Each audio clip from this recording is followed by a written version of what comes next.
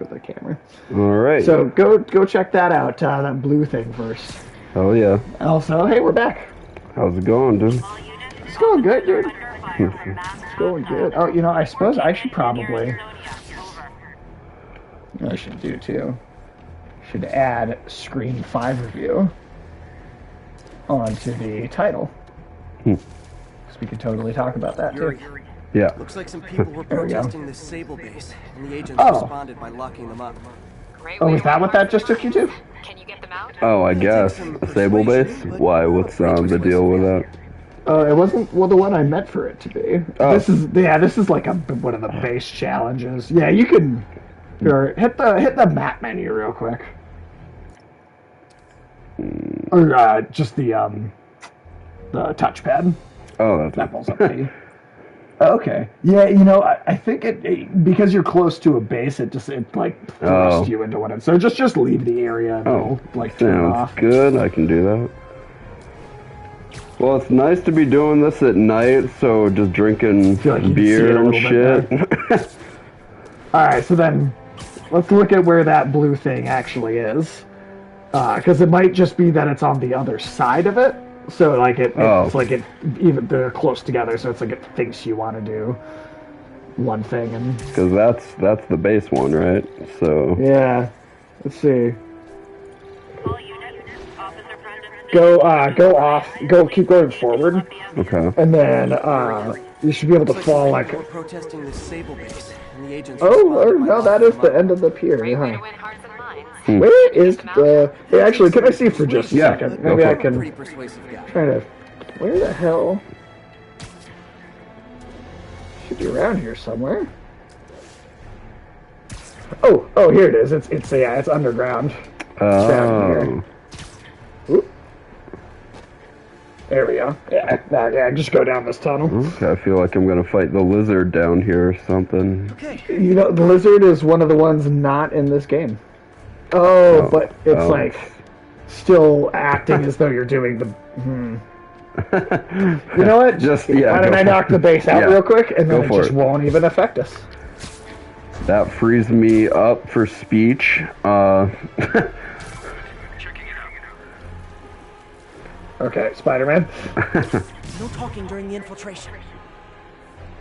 Well, so did you want to start talking about Scream yet, or did you want to wait till maybe we have some more viewer eyes on... Yeah, we'll wait and see. Maybe there are just some more people in here. Sure. See if anybody shows up at any point. Okay. Well, have you done anything since we saw each other? Like 2 days ago. 2 days ago. Or was it yesterday or the day before that? I think it was yesterday.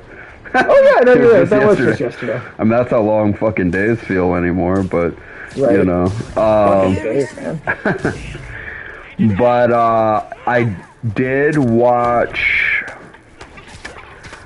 So I watched a couple things, some just on TV. I did watch the first 4 episodes that are up of Peacemaker, but we can talk about that also a little more in a minute since it's more of a popular topic. For sure. I watched the first one. The first episode. Oh, okay, cool. Yeah, cool. I just saw the first one. Cool. But I did. Yes, I saw that at least for sure. Yeah. Then sound check here. With my Aunt Lynn, I watch a lot of. Yeah, cool. Just making sure the sound's good. Yeah, I watch a lot of stuff on the Travel Channel. Oh. Like the History Channel only does Nazi alien stuff. Right. The Travel Channel only does ghost supernatural stuff now. Now, why is that what's on the Travel Channel? I don't know, but that's what sells or what's popular on there. Like it's all like that's so strange. It's all like the Osbournes Want to Believe, which is the whole Osbourne family reviewing clips from YouTube of like supernatural shit that Jack finds. You're kidding me. No, I'm not. It's kind of fun actually, because Jack Osbourne, I guess that's what he kind of does now, is he's kind of like a ghost hunter person, and he just like really is into the spiritualism and occult stuff right now. So there's another show on the Travel Channel I watch called paranormal caught on camera, which is something I genuinely enjoy watching because it is just a bunch of... Don't they always overact the shit out of it? No, this is like genuine clips that people are putting up either from they put up on YouTube. A lot of them are ghost hunter people or YouTube creators or whatever. But some of the clips are actually cool footage. Some of the clips could easily be faked. But every once in a while there's a clip where it's just like, that would be really hard to fake, and I don't know how they did that. And the guy seems to be expressing genuine fear in this. Like, there was one guy whose hand was, like, actually shaking the whole time. Like, he was, like, in his grandma's house, and he thought it was, like, his grandma's ghost or whatever, because she died. But she's, like, violently opening and closing cupboard doors. You see, like, an old woman doing that? Well, so that's opening and closing by itself, and then he's got the, like, kind of entry into the next room from the kitchen are those kind of like beads that your dad used to have in your basement of your house, like those kind of some stoner beads. Those kind of beads, but they're kind of at an angle, and you do see like a silhouette kind of like move these beads open a little bit, and then he goes over there and there's nobody fucking there. So it's like, I like watching those because there are sometimes some more convincing fucking ghost clips. But basically, that Osborne show is just Jack showing those clips they have on Paranormal camera. Is he showing it to Ozzy? Yeah, what's that? Is he showing it to Ozzy and Sharon? Yeah, just showing it to his parents the whole time. And he's got like, he calls it like the Woogie Boogie meter or something. And he's like, on a scale of 1 to 10, like how convincing do you think this is? And most of the time, Ozzy Osbourne's like 2. Oh, it's definitely... Oh, okay. He's like 2 and 0. No, he's like acting like any dad would, where he's like, I don't buy any of this shit. Why are you wasting my time, Jack? It's like, so it's fun because of that. And then his Sharon. You're such a disappointment. And then Sharon's being such a mom because she's like trying to be supportive of him. And she's like, I'll give it a... No, she doesn't even do that. She's like, I'll give it a 5 for you or something like that. And like, most of the time they give it pretty low scores, which is funny. And then Jack, he's like the one that's really like hyped up about the shit. Right. So he's like, how is that not like at least an 8 or whatever? And so like those kind of shows are fun to watch. And like I said, it's pretty much all supernatural programming. I can't remember the last time I saw something about traveling to another state or something on the Travel Channel. Are they trying to suggest haunted places that they do want you to travel to? No, it's just completely like ghost adventures and just stuff crap like that is just on the Travel Channel. They're not even telling you to travel to meet these ghosts. No. All right.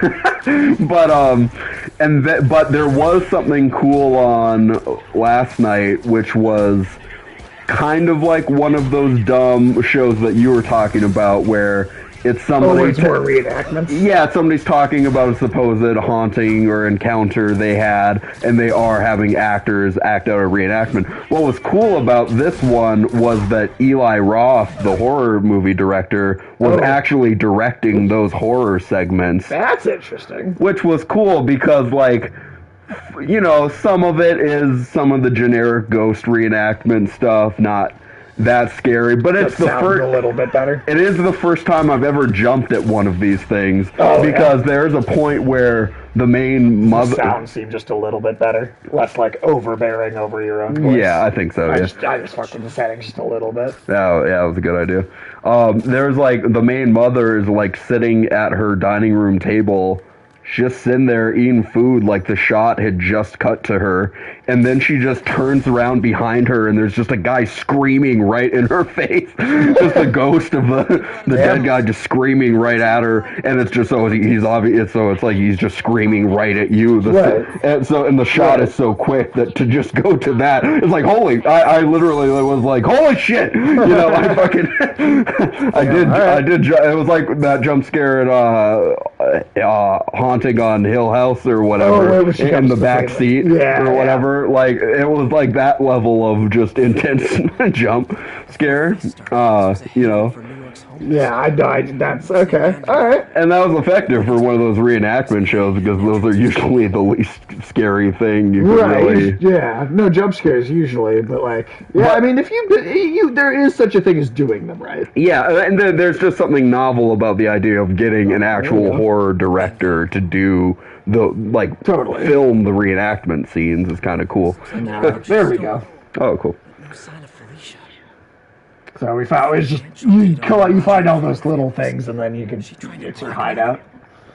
All right, man. I want to do their taxes incorrectly, so they'll get audited next year. That's some deep shit, man. Yeah. Wow. First time I caught Felicia, she was trying to steal this. That's heavy as fuck to steal. Yeah. That's like one of the worst. Let's steal a statue. What the fuck? Yeah, that doesn't seem like an easy thing to steal. No.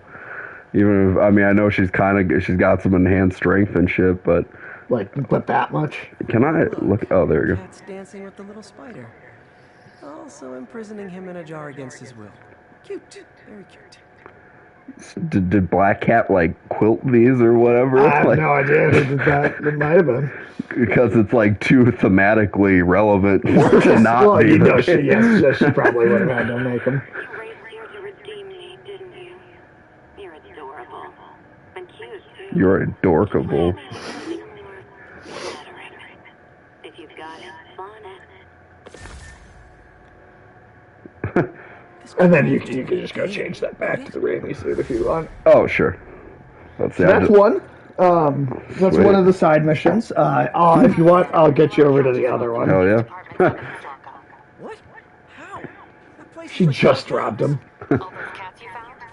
All those cats. What is he, Hellboy now? No one even saw her sneak in. You might find the cats and report them to you. She played me again. What'd she take? Just her old costume and gear. She let me find 50 million worth of loot just so she could get her stuff back. Which means she's got something even bigger planned. Wow. Gotta give her credit. So the first DLC for this game was all about Black That's Cat. cool. I like that. And the fact Kind that of the Arkham City-ish of it, right? Because wasn't Catwoman one of the first sort of DLC segments? Or, well, I guess no. She was heavily story mission, her kind of side missions. Yeah, well, no, what right. it was the Arkham City came out when the games industry was just in general doing this really awful thing where if you pre-ordered the game, and you bought it brand new, it had this pass that would come in the game, and a lot of games were doing this. Well, games still do that pass stuff a lot. No, today, not that. It's, I mean, they do other stuff that's also annoying, but not that exactly. Because what they would do would be that if you bought the game used, you would then have to basically pay an extra $20 on the PlayStation Store to access this content. The Harley Quinn DLC was one of the DLCs on. For Arkham Knight? Arkham Knight, yeah. That, I think, might have just been a pre-order bonus. Pre-order, okay. Well, I know they still do, full DLC passes and stuff, for games. Different thing, though. That's so what you're thinking of is a season pass. Yeah. So that's hey, this is all the DLC we're making. Buy the season pass. You'll get access to all the DLC. The Catwoman thing was, hey, this is a part of the main game, and if you purchase it used, we're locking you out of it, and you have to pay us extra. Oh, okay. Well, yeah, that's bogus. Why was that building purple back there? Oh, it's just the neon sign, I think. Oh. It looked like a small city hall type building, so it was just interesting that it would have that light. Oh, back there. Yeah, that building. It's like a Capitol or something. Yeah. Let me see. Super fucking lit up for a building of that class. I mean, it looks like it does straight up look like a Capitol building. Huh. With a homeless society in front of it. Right, that seems... Well, maybe there are some Capitol type buildings that are lit up like that at night. I don't know. Yeah, there probably is. There probably is somewhere out there.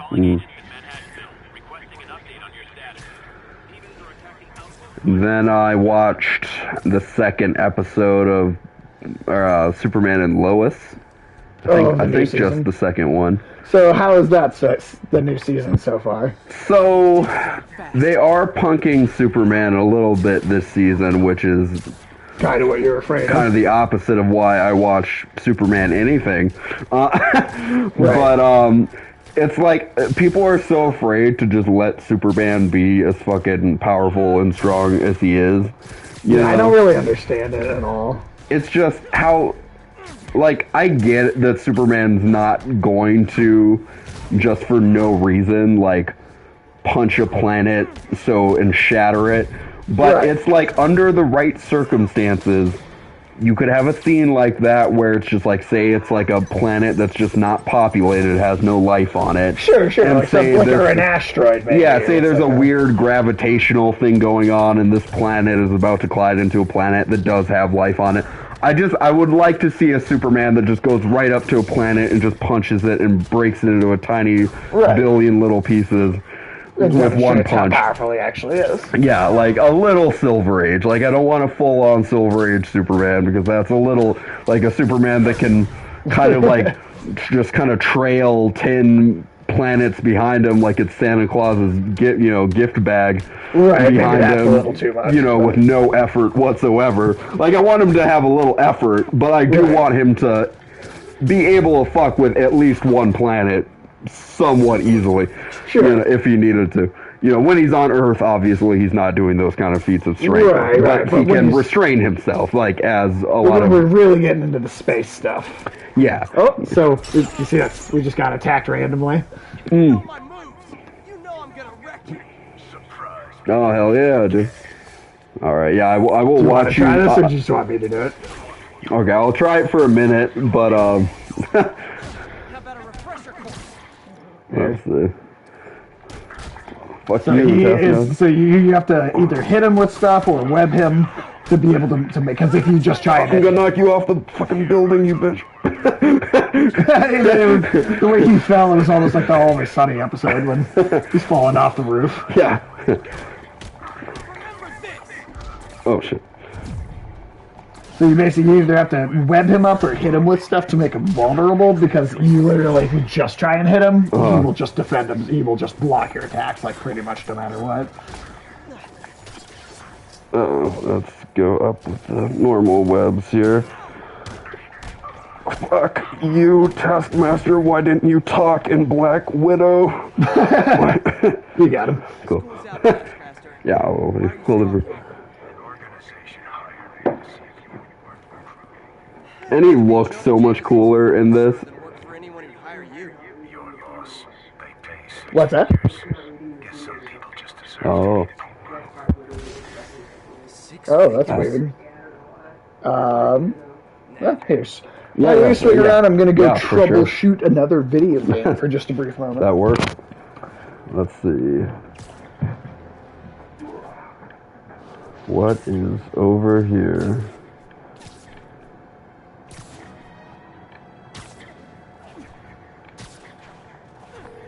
Captain, these Sable guys look like they forced all the residents out of a building so they can occupy it themselves. And locked up the ones who objected. Okay, that I can get something done about. But I need victims to come forward. I'll get the people out and have them file reports with the police.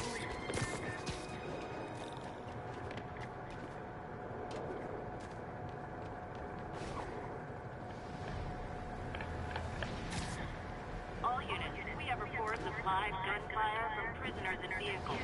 Report came in from... Remember when Spider-Man had a sidekick? The Black Cat?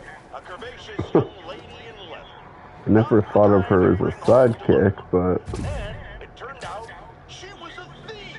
Big shock, right? Well, I hear she's back. And let me make a prediction. Spider-Man's going to give her a second chance. Is it because he's naive, a thief himself, or is he just thinking with his web shooters? Spider-Man, God damn. you're listening, so let me issue a warning now. As the old saying goes, lie down with cats, get up with fleas. What's that? My intern is yammering in my ear again. It's dogs? I thought it was cats. I was gonna say. The metaphor still applies. Dogs, cats. Go away, Jack. I mean, I'm sure cats do get fleas, but That's not what we associate. All units, escaped prisoners are looting a supply station. Location is Firehouse on the west side. Alright, I'll stop this crime. Literally stealing food from hungry mouths. Even for felons, that's on the nose. Guys, portion control! Oh shit.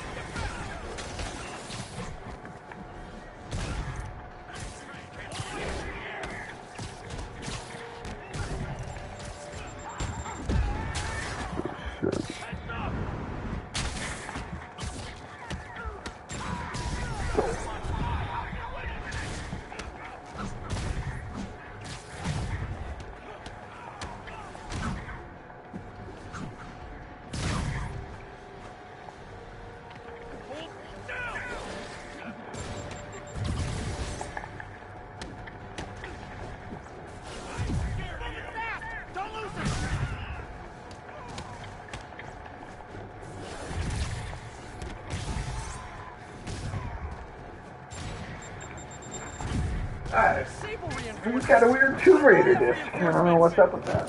Huh. Oh. What? Oh shit. I died here. Alright.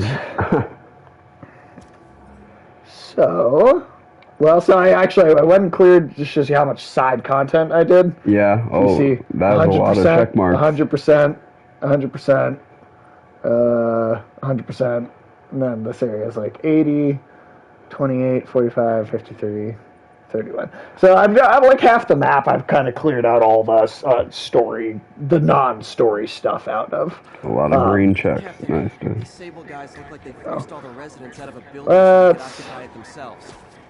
Just hit the next story mission then. Hell yeah.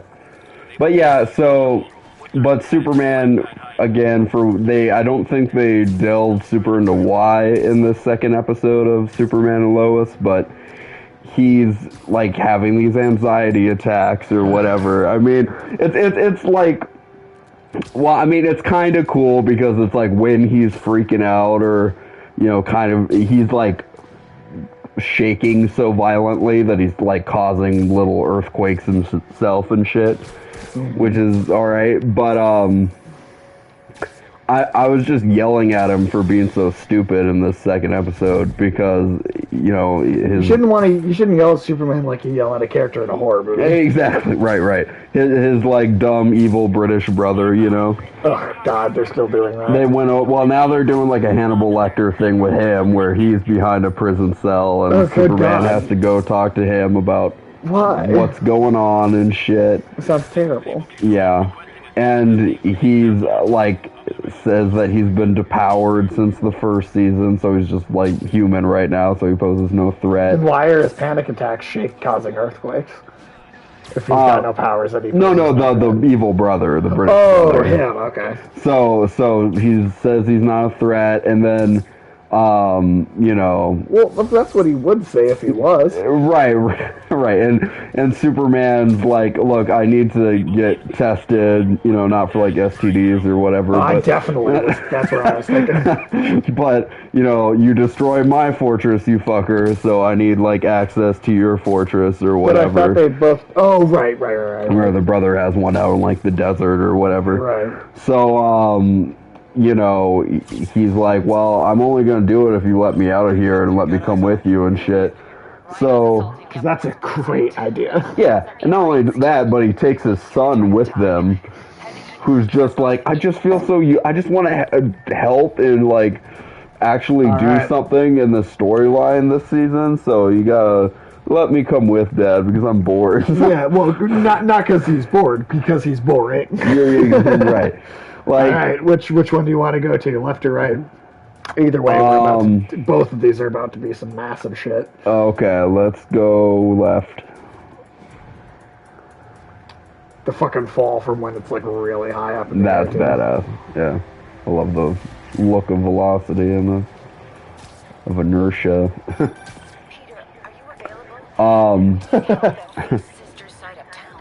The Veterans Center in Harlem. What's wrong? Men from Rikers are demanding food and supplies. The staff are barricaded inside, but they need help. There's also prisoners fucking trying to. Don't do anything Yeah. until I get there, May. I'll meet you in Harlem. May sounds exhausted. I really hope she isn't sick. I need to help Yuri, then get to Harlem. So we have to go stop like 4 of the Sinister Six in teams of 2. And Aunt May's got like fucking gangs of people, roving gangs of criminals trying to break into the center. God damn. My men are sheltering civilians at the Upper West Side precinct, but Rhino and a group of escaped convicts are laying siege to the building. Damn, Rhino, huh? See an ominous red glow on the horizon. That would be Rhino's handiwork. Hurry, the building won't survive much more. But yeah, there's 2 little Superman moments I like in this season where, so, you know, he goes to the fortress, and then for some reason, the Tal Rowe dude has a Kryptonian consciousness of the mother. And him? Oh, no, like, you know, the same way that Jor-El's consciousness is at the fortress, like a hologram consciousness. Oh, okay. So he's got one of the moms. They've got too many different kinds of like living past death consciousnesses in this show. Yes, they do. Well, to be fair, I guess that's a very Kryptonian thing, but at least before it was basically just Jor-El traditionally in the comics. It's just Jor-El. But here it's like there's one of the mom that makes you think like, why They also weren't possessing random other people. And right.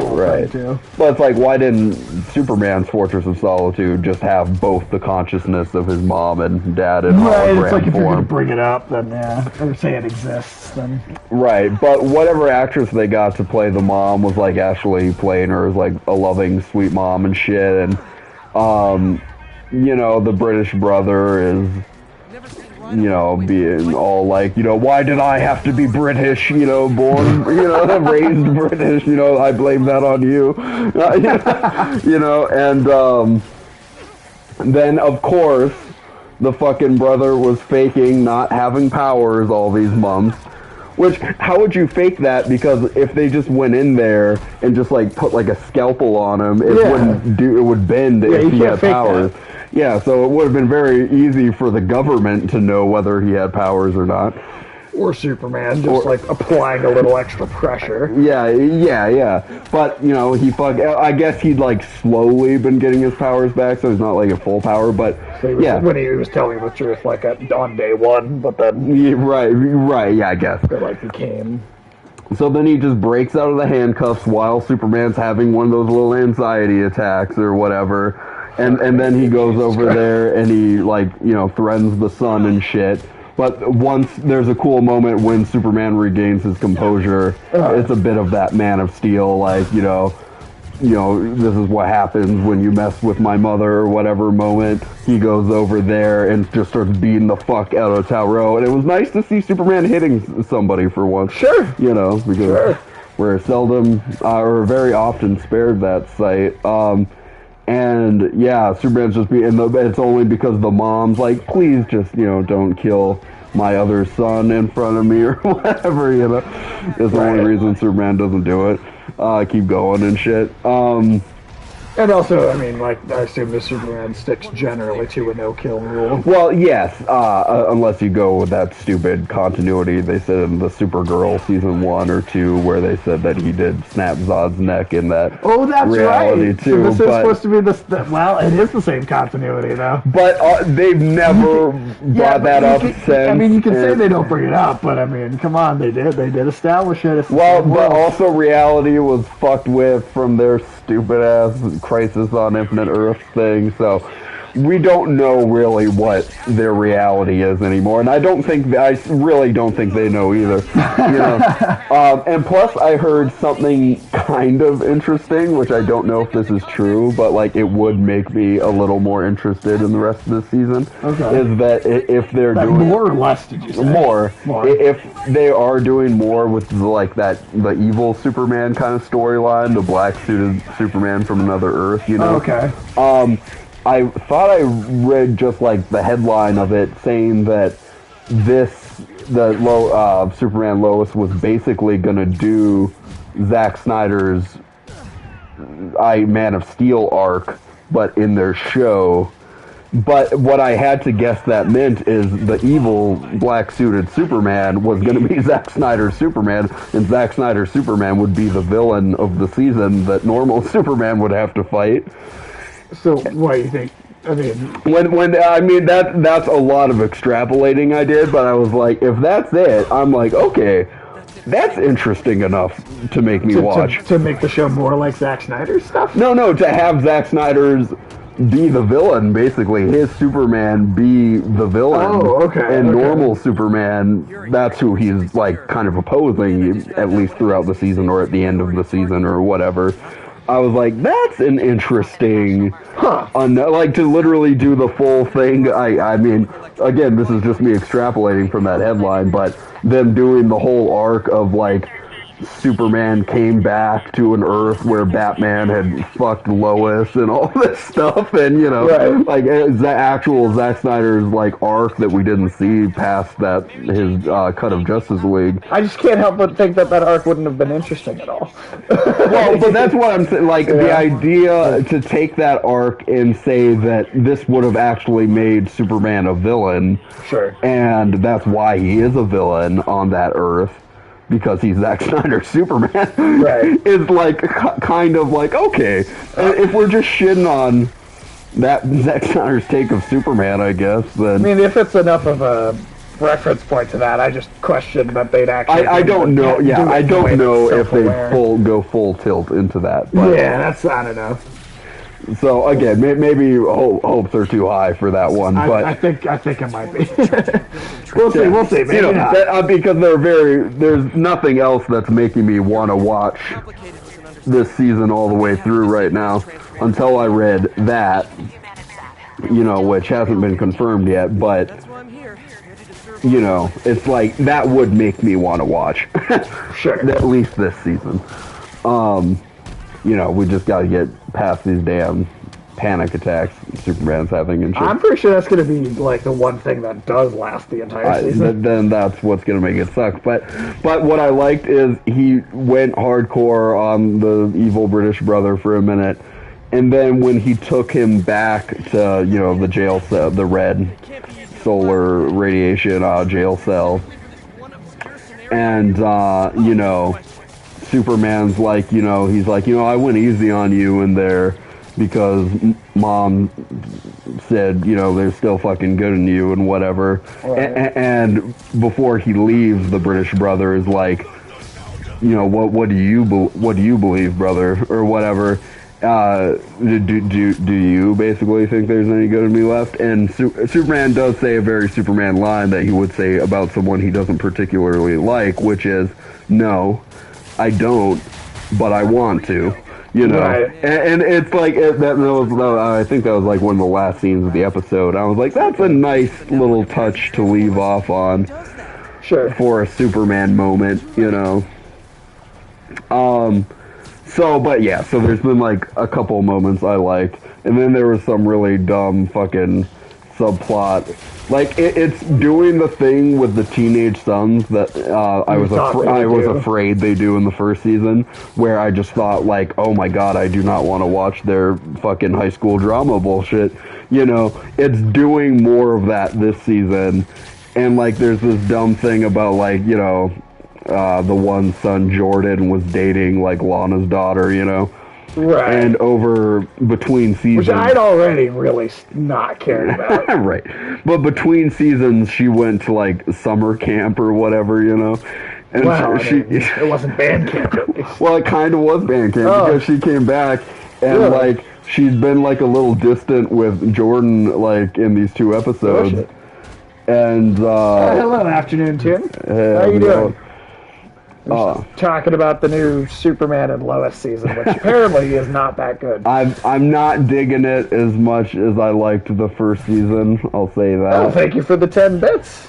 I appreciate that. Thank you. And but I liked season 1 a lot up to like the first like 7 or was it like 11 episodes. Yeah, I think it was 11. 11. Well, that one episode, you'll probably know which one I'm talking about, where Superman's all flashbacks. It's basically like doing Superman's whole life and his origin, and it's hitting a lot of those beats. And like him meeting Lois for the first time, and there are a lot of scenes of that. They do that shit so well, like a chef's kiss. Following you on YouTube. Oh, well, thank you very much. Thank you. Appreciate that. Yeah, and that episode was so fucking good. I just thought like some of the Kryptonian plot stuff they did throughout the season did not end up being that strong to me by the end. And plus the fact that his evil British brother was basically like Zod from every other Superman thing, you know, that's been done. That irked me a little bit. Yeah. Gonna start my stream soon. If you guys are still on, I will raid you. Oh, well, thank you. Sounds good. Appreciate that. Hey, have an awesome stream. Yeah, and okay, why aren't you just like? But fucking Jordan, he like, you know, he talks to her at the end of the episode, and she's like, oh, I have to tell you something, and she's like, you know, that time at band camp, you know, she's like, well, I made out with a girl while I was there. Oh. And then what are we into? Like butt stuff or no? No, just kidding. I assume you mean like as far as streaming goes and like what we do on like the like. I'm assuming. I mean like interests and shit. Like we talk about a bunch of comic book bullshit. A lot of comic books, yeah. We do like script workshop stuff sometimes. Sometimes with was it with Irish Callie? No, T-Bone. T-Bone, that's right, with T-Bone. Yeah, T-Bone's here. We definitely get into that. Yeah, that was fun. You read more comics? Yeah, well... Look at older stuff. Yeah. Is my personal recommendation. Always go back at least 5 or 10 years. Or base it off of writers and not just like what company it is. Like, we'll look for individual writers if you want to read more comics. Yeah. And kind of follow those. Yeah, like what kind of... I don't know, if you're looking for recommendations, like, is there a certain character you're into, like Spider-Man shit? Oh, I want to Burnside because the Batgirl movie is coming out. Oh, sure. I read some of the Burnside stuff. That was all right to me. But like when they did this new good job, MJ. When they did this new purple costume for her in the comics, they also undid her being. Well, they'd already undid that in the New 52 when she's just wearing the classic black and gold costume, kind of in that. But in Burnside, that came with DCU, which was spelled Y-O-U. Right. It was when they were trying to make characters like they're doing different things with a bunch of characters. Superman went back to wearing denim and a t-shirt. Batman was Commissioner Gordon in a big anime robot bunny suit for a while. I remember that. Batgirl, they basically kind of de-aged her and made her like kind of a trendier, like Snapchat, TikToker, I don't know. They made Batgirl a bit more about like modern present social media. That's a little weird. And it was like clearly a appeal to manga's easier to follow than comics. Like American comics. Sometimes it just depends on every individual book. Honestly, I mean, I've read some manga that's been great, but I'm also not a fan of a lot of it. I think presently that manga is more popular than American it's always comics. Been more popular. Oh, sure. In terms of sheer sales numbers, it's always been. Let me rephrase that. I think American comics are the least popular they've ever been. Well, you know, I say that too. They've had a few times. They've been dipping, unfortunately, the comic... It goes up and down over the years. Yeah. The comic industry has been on the verge of completely destabilizing a few times. Well, look at the 90s when they had to sell all the rights for all the different movie characters, and that the Blade at the box office was the only reason Marvel didn't go bankrupt. Why do you think it's dipping like right this time? Right now, I don't like to be one of those people that points my finger to this as the root cause of everything, but I do think politics is like got its finger in too many pies right now, like, and I do think a lot of comics are very political right now, and I do think that turns certain demographics and audiences off, you know. So I think sometimes American comics right now are too focused on an agenda rather than a storyline, you know. Yeah. And not that you can't have you like can't have both a if you're message a great writer. in your book. If you're good at it. If you're even like a halfway decent writer, right. You can still like say, hey, this is what I believe, and kind of put it into the comic a little bit. And of course, comic book characters are aspirational figures, so of course they all stand for something, right. A message, a little bit. You have a good narrative to go along with it at right. the same time. And if you don't, it falls on its face. Right. And and I mean the message that superheroes sell is pretty apolitical. It's all like just be your best self. Right. Try and do the right thing. I mean, This is what most superheroes are about. Yeah. You don't need to be like, oh, you can only do the right thing if you're a fucking Democrat or whatever, you know? Right. Surprise with comic book. Well, the adaptations are certainly more popular, but... Yeah. There's just so many people that are into the adaptations that would still never pick up a comic. I mean, we've both had conversations with people where we're like, oh, well, if you like these, well, check, there's this book, and they're like, I'm not going to do that. I just want to watch it. That's the response so much of the time. Well, and sometimes I don't think it's, like, always laziness. I think sometimes it's people... Well, they're just busy lives. They only have so much time. Oh, yeah, they're busy, and I think they think the movies and the TV shows are basically doing the comics. Yeah, I think they that's think they're the same thing. Yeah, which they barely do the comics ever. That's rare. That is so rare. Yeah. Like, even with Marvel films right now, you're getting, like, loose adaptations of some storylines from the comics. Every once in a while. Like, Winter Soldier might be the one that was a little closer. It still wasn't the same, but it was maybe one of the closer ones. Like, Civil War is kind of far off from Civil War in the comics. I wonder how much growth the movies and shows. Not as much as you'd like it to, you know? Not much. Yeah. It's like people that read the comics are for sure going to see the movies and the TV shows. So when they make these things, they only have to appeal to everybody that doesn't, and then those people that don't, they don't usually continue not to. Yeah, they continue not to. Yeah. And like I said, that's because for most of the time they think that is their connection to the comics, you know. Right. And like No Way Home, that was basically a loose adaptation of a storyline called One More Day. Yeah. In the Spider-Man comics. But still very different. And I mean, to be honest, in that case, better too. I mean, that One More Day was kind of. That was. Correct me if I'm wrong, but that was like the one everybody just fucking hated. A lot of people did not like it when the writer Dan Slott started writing Spider-Man regularly. Yeah. Whereas I think Dan Slott did some good stuff. What would you say that was one of them? No. I mean, it's one of the lesser ones. Yeah. I mean, everything is depending on what your definition and parameters of politics are, you could say everything's have good writing to back up putting that in a... is it good?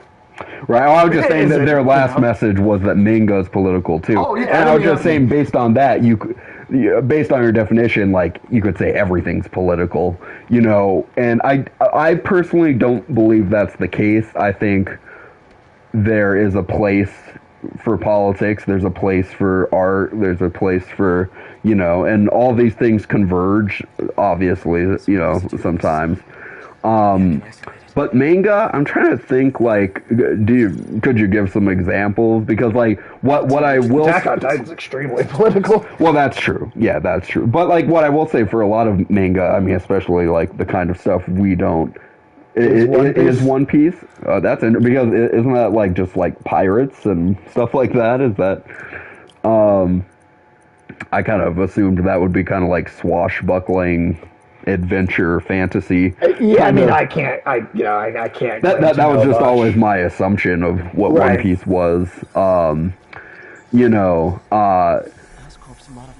Like, but a lot of the anime and manga stuff we don't like, which like follows the anime tropes, which is like a lot of stuff just like set in high school, and a lot of Full Metal They say Full Metal. A lot of stuff like that.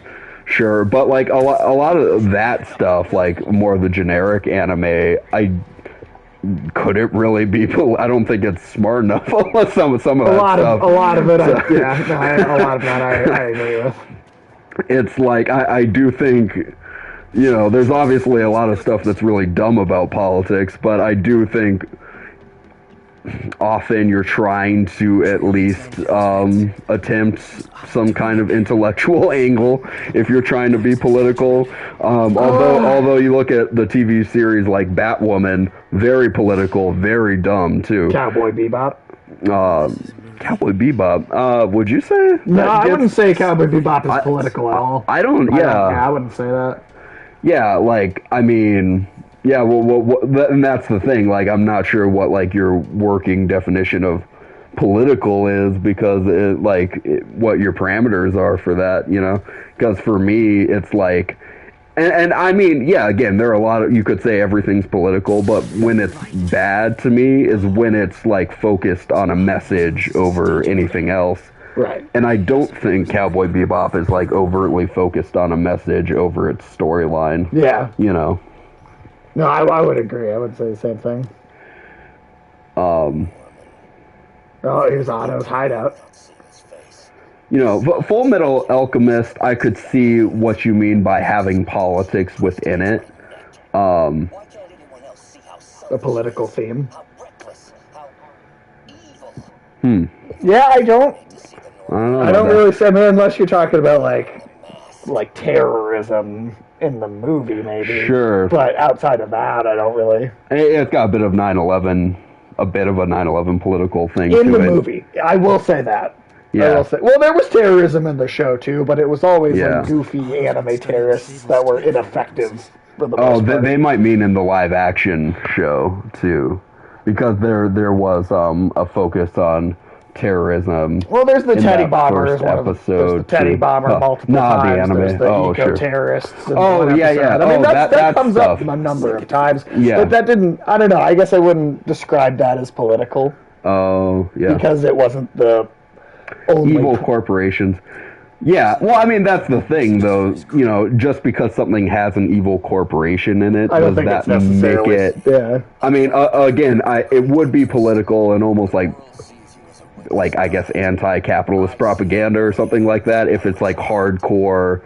Although there's a lot of stuff we like where corporations are the evil kind of villain of the piece. But to me it just depends on if that is the core focus and like everything else is like a sub-factor to that. Right. Whereas I don't think that's true in Cowboy Bebop. The elements of it that are political, they are sub-elements. They come in at times, but, Yeah, sure, I mean, if it's not like the core focus. Yeah. Then, I mean, that's a little different. Mm-hmm. Yeah, right. I'd agree with that. Like, there's a lot of different themes and dimensions to a lot of these things, and I think when politics plays a part, it's a smaller angle. And yeah. But I guess to go back to the original question about why the comic industry is dipping at the moment, right. What I think Marvel part of the problem, and I'm not even saying this is every book that DC does it too right now. Sure. But like, I mean, it's that I think that they're telling at least some stories where that is the politics is the only thing going on in the narrative, and kind of everything else just feels like a backseat to that, or like this kind of right, or it's like for the line, it was like, wow, this would get called woke. The Cowboy Bebop anime. That's interesting. I don't necessarily agree with that, just because. Total live wire, that one. you know, I know the definition of like woke, you know, gets expanded more so today. Well, a lot of people throw it around just about anything instead of, you know. I feel like that's the problem with any term is that I know, it gets that's what I was about to say. so many things. I feel like today, more than any other age, words themselves are starting to lose a lot of their meaning because we just inflate them with so much meaning. Yeah. Yeah, you know, there's a lot of stuff that, you know, woke people would get super pissed off at, and some did, like on the very fringe side of things, did like with the live action Cowboy Bebop. I know there were some like kind of the more woke kind of like think pieces, looking back and saying like this solved some of the problems of the Cowboy Bebop anime, and it's like some of these things are written and it's like this person didn't even fucking watch that anime, you know? Right. So that's what I mean by political, when it's obnoxious. Yeah, like, when it's just that's the same for me. And so for a lot of it, it's these opinion pieces that are very political on both sides of the aisle, left and right. You know, that's why I'm very... We're viciously apolitical at this show and this channel. We are viciously just apolitical. I'm apolitical as fuck. It's just, I think, like, you know, not a Democrat, not a Republican, you know, I don't owe any allegiance to any fucking political party in this country. And when art is too it's not even politics. It's not even that it's getting focused on politics. Yeah. It's more that, like, the things that when these things that it's like it seems political, it's not even real politics. Right? It's not even real, because real politics makes sense. Real politics doesn't exist anymore. What we see now is the WWE. You know, no, it is. It really is. That's what politics have become. It's a good analogy. There are heels that play villains, and there are people that play heroes. And real politics is sitting in a room, being incredibly dry and reading off of mathematical statistics that help make decisions about what laws should be passed. That's what politics is to me. Now, but the politics that we see today, that's not what that is. It's just all about, you know. Again, it's not really trying to solve any problems. It's just pretending to care about problems, but without actually solving them. True. Yeah. I mean, it seems like for some people today, political, the definition there is just, is it agenda driven? Does this thing have an agenda? You know, and I think for, you know, doing that, that kind of thinking, ooh, Vulture. MJ, hey! Are you okay? What's happening? Traffic's rough. Yeah, no, exactly. I mean, to a degree, but is the agenda that's the dominant focus? Exactly. Yeah. Like that's like Get Out, right? Like there are totally people that would complain about that having an agenda. I think that's a great film because it's about being a good movie, and then the agenda comes in second, and it's an agenda that I think, well, then this works. This actually makes sense. Look at the cinematic we're playing of Spider-Man right now. Spider-Man's getting dragged across the city by the Vulture. What's the agenda there? Right. Yeah. Well, that's true. What is the agenda in that moment? That's fair. Yeah. But it's like Get Out's an example of where it's like the politics in that is great. That makes sense. It's good commentary. That makes it a better movie. Because it's written intelligently and everything works as in service of the story and the piece of art that it's trying to be. Being political is one of its strengths, whereas being political can be... Oh, you're not bothering us.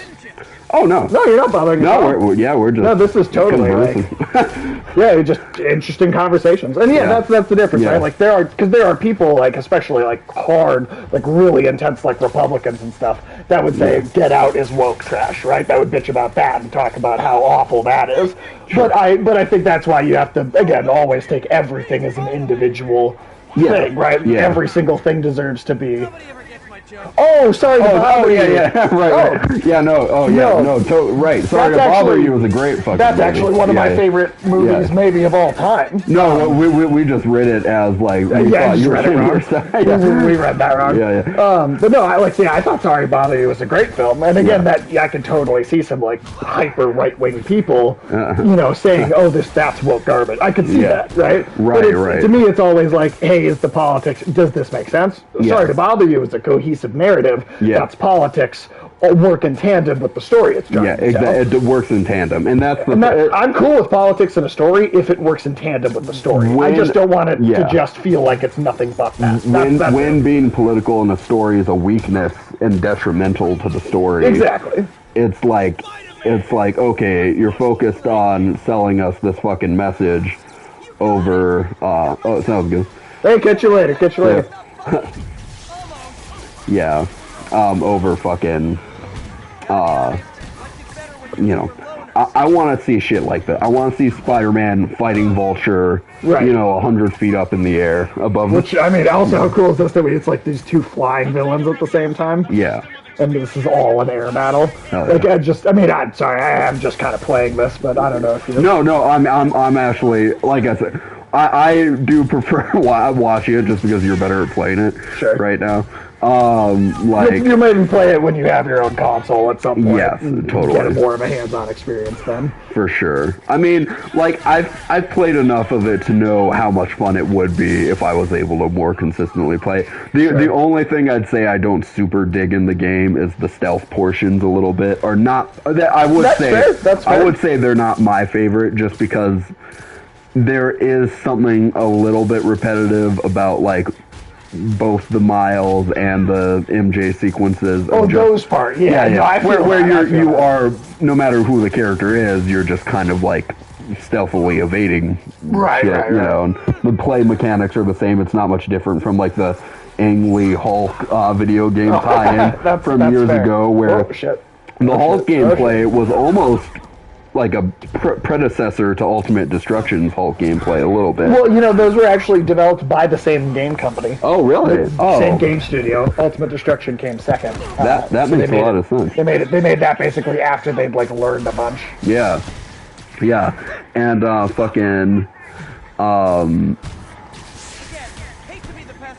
but when there were just Bruce Banner sections of the game, it was just you're sneaking. The only suspense there is does somebody see you and you get caught?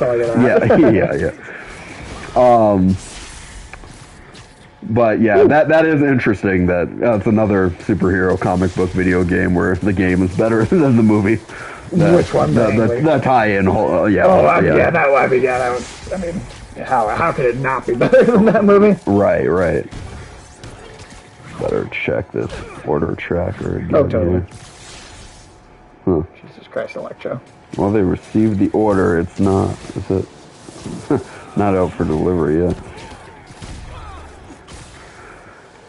I'd understand with the hardcore snowing outside it was doing for a bit there. They didn't want to go through that, but that's why I didn't. I wanted to spare myself a little driving in the snow, so. Right. I understand. Oh, God. Jesus Christ.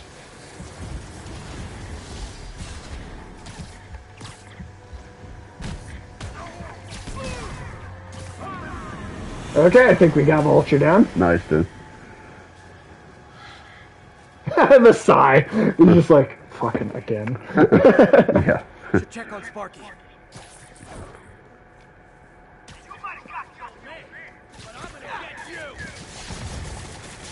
Well, and also, I feel another thing, just to kind of round out that topic of comic books today, is that I feel because the industry is dying a little bit, I feel a lot of the more notable creators, writers, and artists are kind of leaving and doing more independent work, doing their own stuff. Then if the now the new talent they're bringing in to draw some of the new stuff, oh my God, some of it is some pretty bad art. It's just badly made. Yeah, it's just bad art, for a lot of it.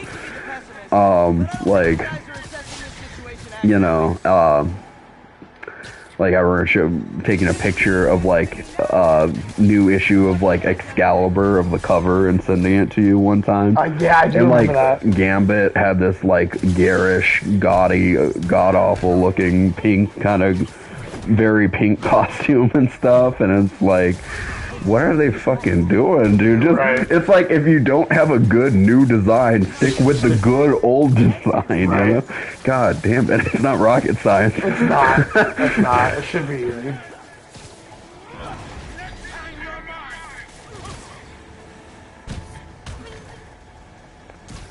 It's cool that you're getting to do some of these special moves like the circle triangle combos on the super villains. That's badass. Vulture, go sit down. Alright, now Electro's the tricky one. Yeah.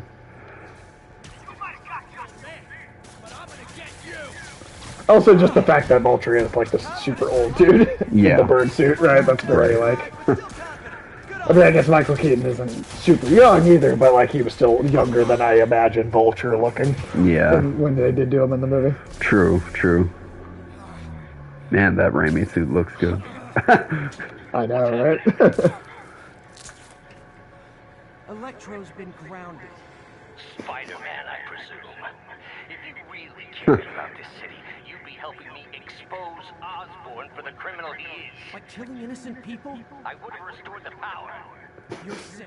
You need help. Like, it's interesting. This is sort of a political subplot that I think they're going to do a little bit with the Riddler in the Batman movie. They're going to have some of that same theme and dialogue. I really think Riddler's just trying to expose Jeffrey Epstein. I think that's kind of if it's just straight up, yeah. Well, I think that's what the Court of Owls kind of is meant to be, right? It's these elites that kind of manipulate things from the shadows, and Riddler he's a crazy fucking serial killer. To be fair, he's also the only one pointing out that the secret society exists. I do think that's kind of at least part of it. Anyway. To be fair, the Court of Owls, they never said the Court of Owls was as evil as Jeffrey Epstein in the comics. No, I know. I'm just but that is clearly a very topical way to go with it. I mean, just the fact that there's a nefarious organization just doing bad things in secret. Well, that it's the wealthy pulling the strings. Exactly. And couldn't have been like, I mean, it's surprising because, you know, there are so many people that would bash that message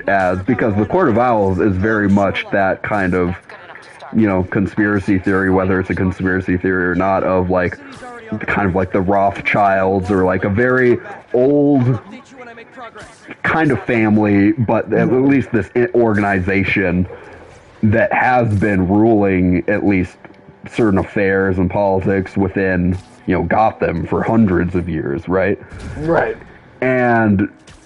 But at the same time, that's like a very, you know, a popular idea nowadays is that, the wealthy do pull the strings and the corporations have all the power. Right. But it's just it's interesting how to me how those things conflict in people's minds a little bit. But the Court of Owls is very much that, and you know, again, so that would be another example to me, you know, depending on how hard they go with it and based off some of the trailers, I do think certain subplots of the Batman movie, the new with Robert Pattinson. The Dark Knight's extremely political. Again, exactly. It's a commentary on the post-9/11 security state. Totally. Oh, he got us. I did it now. But Octavius is paying, and he wants to torture you, which I respect. Which I like. Wow, I like how they're handling all the villains in this so far. Even when they get like one line of dialogue, it's like a perfect. It's like that's something Scorpion would say. Or when Electro, he's like, "Where'd you get the new suit? It's an exclusive club." Yeah, and he had like a very New Yorker kind of. Yeah, he fucking I like nailed that. it. Oh yeah, now it's holy shit. This looks bad. The city's been flooded with poison. It's the scorpion poison creating some hallucinations. Oh, I see. Okay. You could compare it, you know, maybe a little bit to the scorpion, to the scarecrow stuff in Batman. Right. Well, what's funny is, like, this is the kind of thing in some of the really old Spider-Man video games that would be like... Well, that'd be the excuse for the whole game. Why you there's some kind of cloud at the base of all the buildings where that's why you can't swing below a certain level, why they can't animate that much of the city. Right. But within this game, if something like that genuinely happened in the story, it would be really high stakes because the game has been so realistic. And, True. You know, it's like, I genuinely felt like a sense of suspense for that. For just a second. When I thought that was actually happening. Yeah.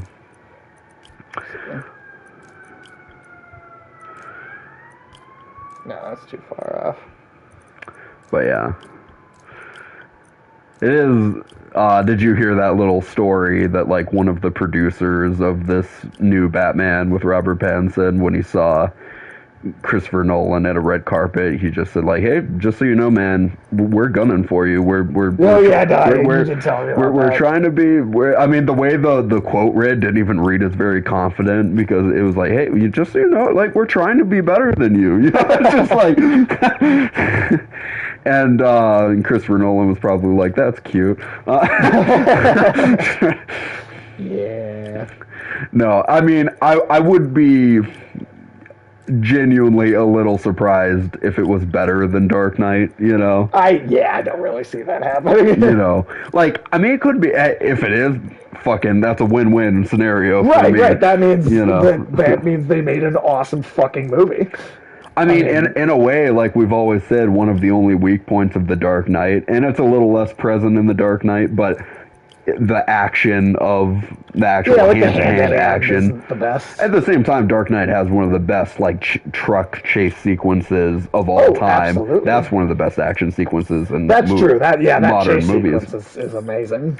So because it focuses more on, like, set pieces and story, you know, it's like, I feel like the hand-to-hand isn't as much of a focus in The Dark Knight anyways. That's true. But the hand-to-hand looks fucking awesome in this new Batman, and I'm guessing there's going to be a lot more of it. Probably. And so I imagine that is going to be a strength it has over the Nolan Batman movies. But but something I forgot I was going to do a little bit ago. Let's see. Where are you? Oh, it does say it's out for delivery now. That's cool. As I was going to read a little more bad supervillain Wikipedia here. Oh, totally. I was going to finish up Plant Man. Before you start on that, just real quick, did you hear that Robert Pattinson kept it a secret on the set of Tenet that he was auditioning for the Batman? Oh, really? And so he lied to Christopher Nolan, and he said he needed to go to, like, a dentist appointment, and Christopher Nolan looked him dead in the eye and said, you're auditioning for Batman, aren't you? No, like, seriously, that's the actual story. Like, he just knew. I just like that Christopher Nolan was so fucking diabolical about it when he said that, when he said it to him. Yeah, apparently. He was not letting that He's like, you're trying to out-Batman me, motherfucker? Okay, what do you want from me? Not from me, Ian. Was that a siren sound from outside just now? Yeah, we live. I mean, this is like, we're so close to the I know, but there's just like a very weird kind of siren sound. I've never heard from a siren before. It was a weird effect. Let's see. What is that?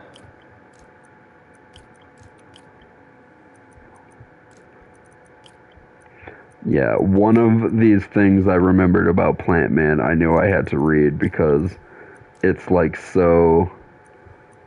It's so getting kind of derivative at this fucking point. There we go. Okay, Jesus.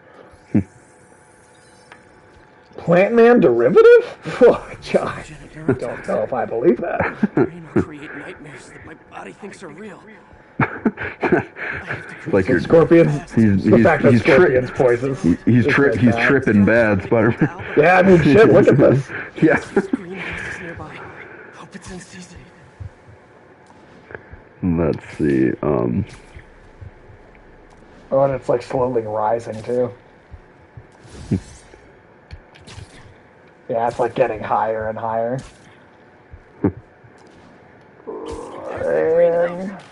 Oh shit. Okay, this is when Plant Man is like not even fucking hiding the fact that he's just Swamp Thing at this point. After much discussion, most of the costumed heroes and villains choose to part way. Smithers elected to join the Thunderbolts, hoping that their new mission to rule the world in order to save it would Look at that, we're doing the hallucination thing. Oh, like Arkham Asylum. Would closely match his own goals of protecting the verdant green from humans. He increasingly began to lose touch with his humanity, increasingly motivated by his connection to the green. They're just calling it Yeah, they stopped even calling it the verdant green or whatever. They're just calling it. That's just straight up ripping this off. Yeah, you see this crazy shit? That's a pretty cool hallucination sequence. Yeah, wow. Always trying to shoulder the responsibility. Oh shit. And it's like hands made of Doc Ock's tentacles. Yeah. They're like all the limbs and stuff they were working on earlier in the game. That's cool. Let's see. Now I'll go back to kind of skimming the... Antitoxin. To mix a permanent antidote. One of Harry's research stations was developing a synthetic atropine. Gotta get there fast. Gotta go fast. Oh, and then Scorpion's giant tail coming out of the poison. That is badass. Thanks, Brain.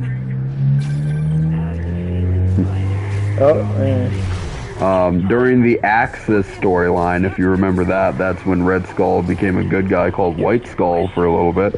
Right. Plant Man appears as a giant plant monster and attacks Los Angeles. Okay. So he became like a... Oh, yeah, we read about that, the whole kaiju thing. Biollante, yeah. To retaliate at humans for polluting the world. When a group of Avengers attack, they turn on each other due to the influence of Red Onslaught. I did like Red Onslaught, I'm not gonna lie about that. But, that would have been cool. Did that happen in Axis? This makes it sound like Red Onslaught, who was, of course, a giant evil, Red Onslaught is already kind of a giant evil thing. Yeah. The idea of him, it would have looked very anime is all I'm saying, because he looks like a giant robot fighting a giant Biollante type monster. Oh, hey, this one's a different environment, though. You were too late to help me. This isn't you, Doc. The me polite society value. The parts of myself I suppress. Help me break those chains. I'm sorry. I'll find a way to help you. I swear. Stop deluding yourself. You never Not helped quite anyone. close enough. You are the poison. Everyone you touch suffers. Oh, the giant. That's really cool looking. It looks like the fucking sandworms in Beetlejuice or Dune or something. Yeah, but this is kind of ripping off the Scarecrow sequences. It is. No, it totally is.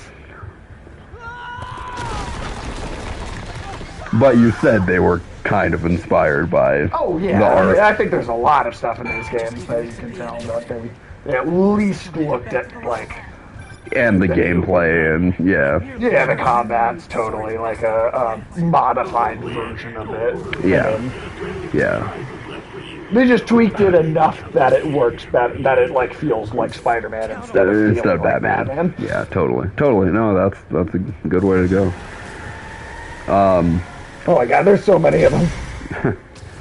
During the Empire storyline, that one I'm not familiar with because that sounds like a pretty recent one. Plant Man had laid. You still got this character sticking around like recently? Yeah, well, I remember he was in that Astonishing Ant-Man comic from not too long ago. Right, but I guess I assumed that was like the only time they used him was in this. Like, no, joke. and in that Axis storyline, which was even more, I think, recent than Astonishing Ant-Man. Plant Man had laid siege to Central Park during the Kotati invasion. Kotati? Might tie into Black Panther somehow, and fought Vision until the fight is taken out of Central Park when Luke Cage thinks it's Kotati. I don't know. Vision, maybe it's an alien. Vision states that he is actually Plant Man, who claims that his goals are similar to the Kotati's goals, Vision tries to reason with Plant Man, only for him to... They're actually fighting him, too. Oh, no. Oh, well, not the real Scorpion yet, I guess. Only for him to create Sprout soldiers out of his plants. Sprout soldiers. Yeah, it's starting to sound very Plants versus Zombies at this point. Dr. Nemesis. Dr. Nemesis, okay. The Luke Cage and Vision continue their fight with Plant Man and his Sprout soldiers. They manage to defeat Plant Man, but are unable to make contact with Black Panther. Huh, so they mentioned Black Panther all of a sudden at the end. I do wonder if the Kotati...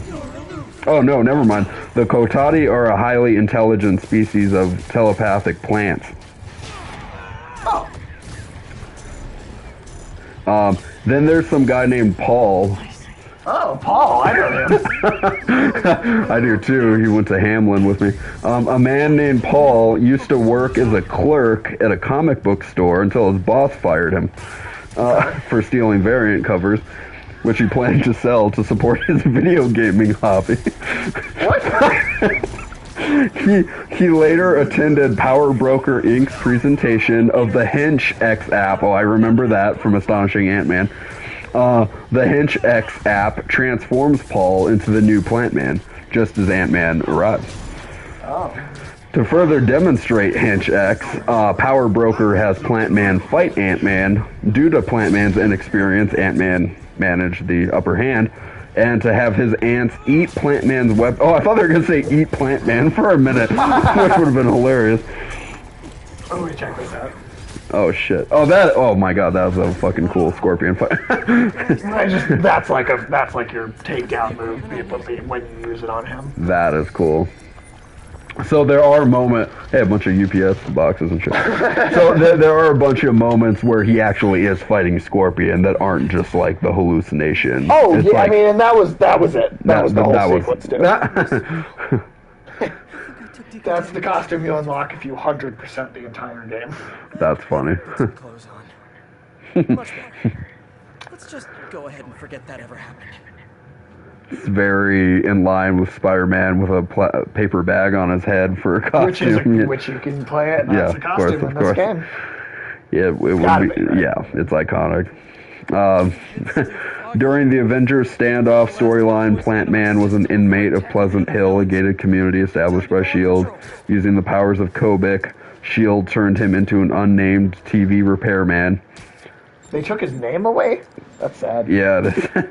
Plant Man later appears as a member of Baron Helmut Zemo's new Masters alongside Firebrand and Flying Tiger.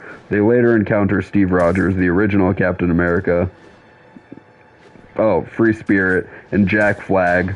During the fight, Plant Man surrenders peacefully while Free Spirit defeats Firebrand. And also, I think I'm getting a call from Jimmy Johnson. Just a moment. No worries. Hello? Oh, hey, perfect. Thank you. I'll be right up. Oh, there we go. Thank you. MJ, hey, you mind if I toss a kind of thorny ethical question? Pause this just for a second here. And we are going to... You want to rate? No. I'm gonna post in the post around that we're streaming because I didn't do that at the beginning of the stream. Oh, that one. Right. Just Get it out there.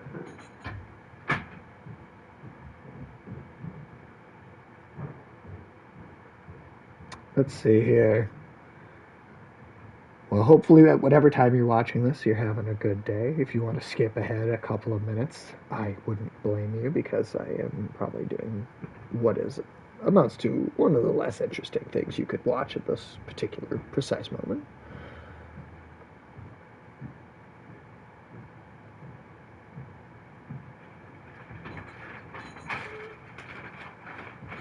Oh, kid, you did not escape.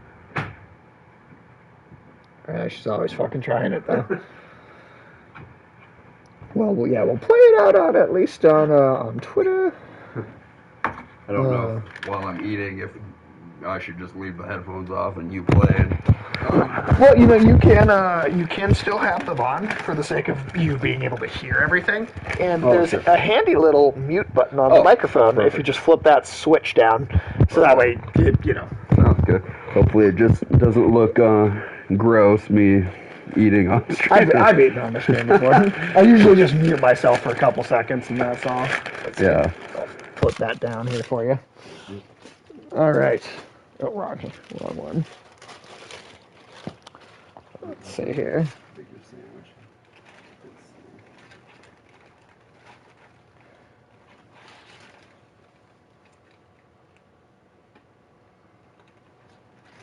Let's see.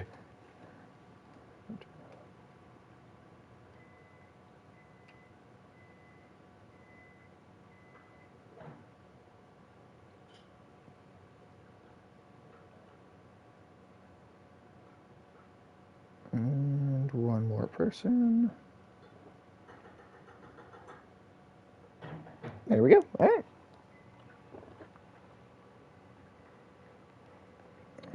Well, where are you? Let me just click on here.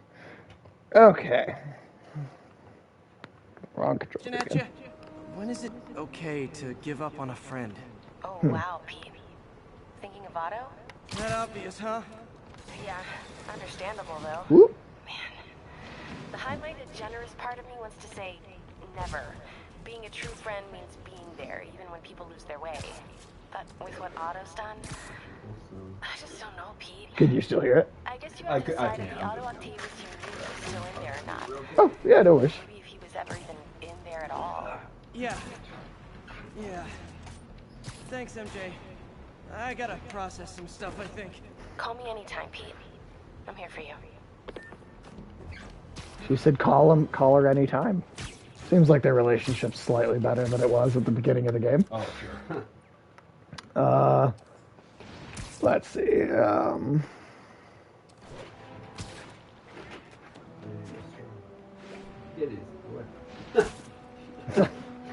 Yep, no, they're just gonna keep doing it.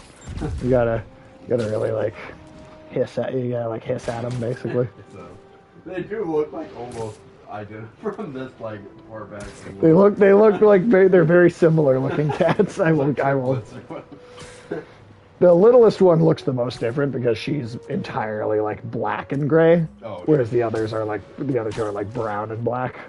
Right. So she's got the most difference. Robbery in progress. Suspects are armed. All right, let's go stop this robbery.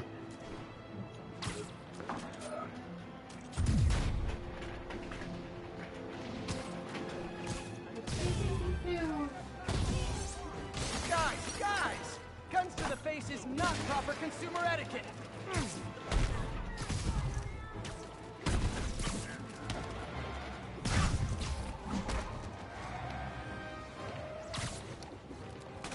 I assume you want the headphones just so you can still hear. Yeah, right.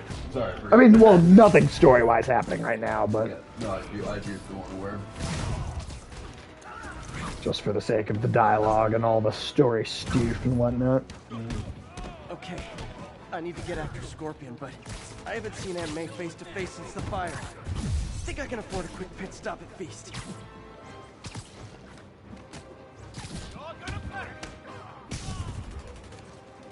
And you're dead. Well, not dead, I guess, because it's Spider-Man, but you know. There are some other people who definitely killed. Text to your Yeah, I mean, I think Ulysses that made the joke that Spider-Man's just in denial. Yeah. Like, he definitely has killed. Based on this game, he has killed some people. I mean, for a lot of superheroes. We just don't focus on it, is all. We just don't talk about it. All right, we just don't talk about it. Definitely didn't talk about fucking Zack Snyder's Batman. Yeah. Right. Or like they never really. I'd say Michael Keaton's the worst offender there they because never talk about his kill. right. It's like I mean, like don't get me wrong, I like Michael Keaton Batman a lot more than Ben Affleck Batman overall, but like, you know, at least Ben Affleck's Batman didn't look like actively gleeful about the fact that he was committing murder. Right. The best thing we can do is keep everyone fed. Oh, Peter, it is so good to see you. So if I go, hey, thank you for the tab. Have an awesome stream. Thank you for the lurk. But busy. I appreciate that. Let me go. Uh-oh. Oh, there.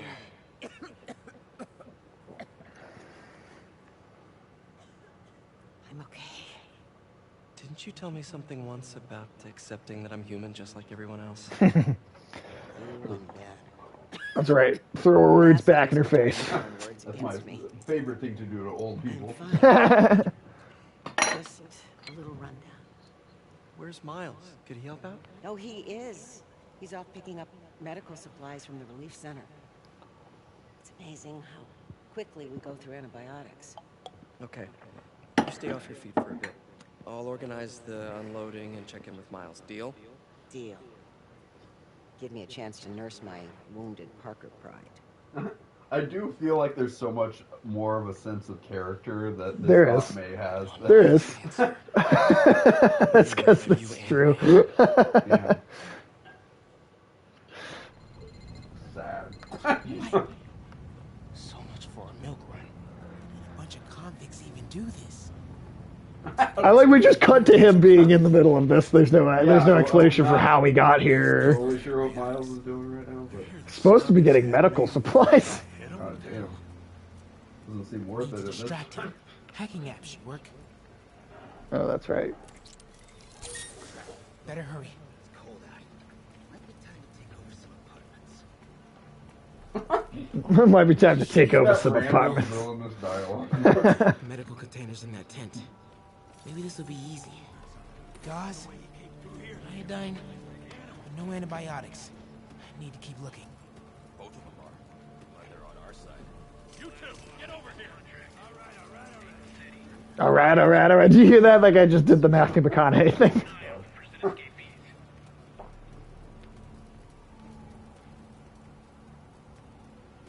is that? Whoa! Boom. Just like MJ.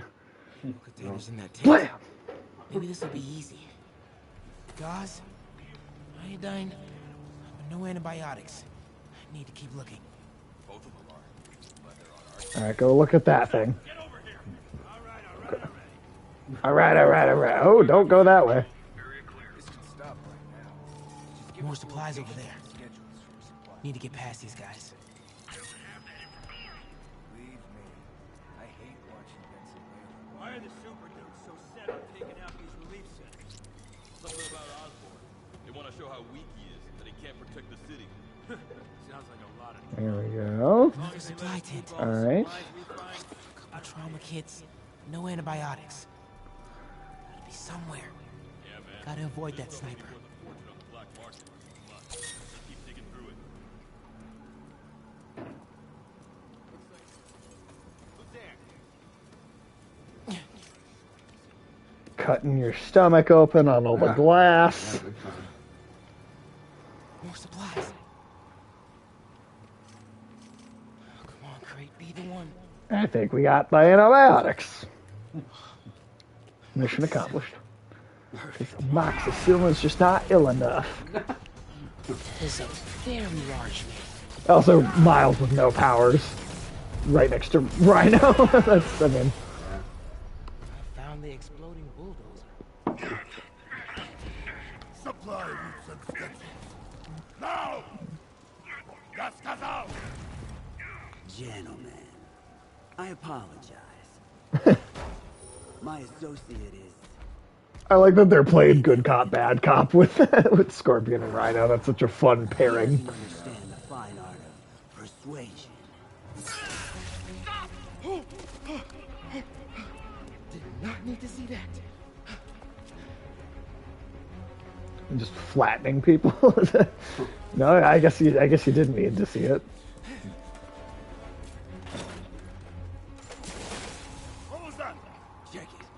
Now.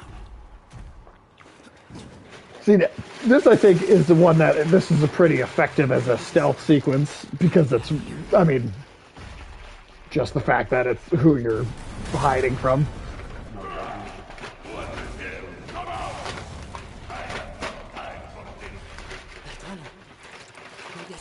We are having fun with lights now? I will have fun with your face. Come out! I promise not to crush you. He's just so big. He's gigantic. Welcome back. which button there? Just press it again. Just it's a slide. Switch. Yeah, Okay. so that should be good. Cool. Thank you. Yeah.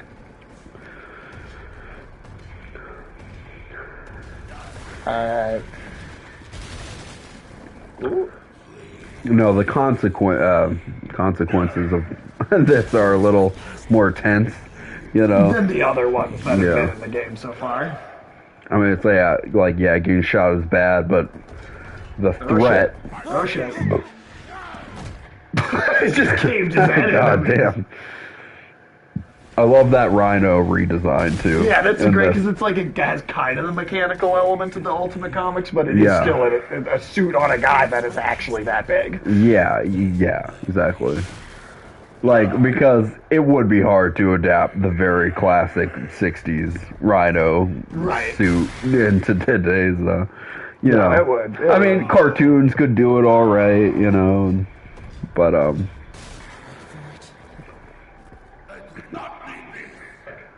live action, it would be a little silly. Yeah, I'm not sure how you adapt Rhino, to be honest. Yeah. I'm not. Although I got a sense from that costume party earlier in the game that those were close to their original looks because And they just got newer looks because of Otto. Yeah. Why am I not? Ah, okay, there it is. Also, what was that? Yeah, this does seem like a better stealth sequence. It's definitely not, the best, most engaging element of the whole game, for sure.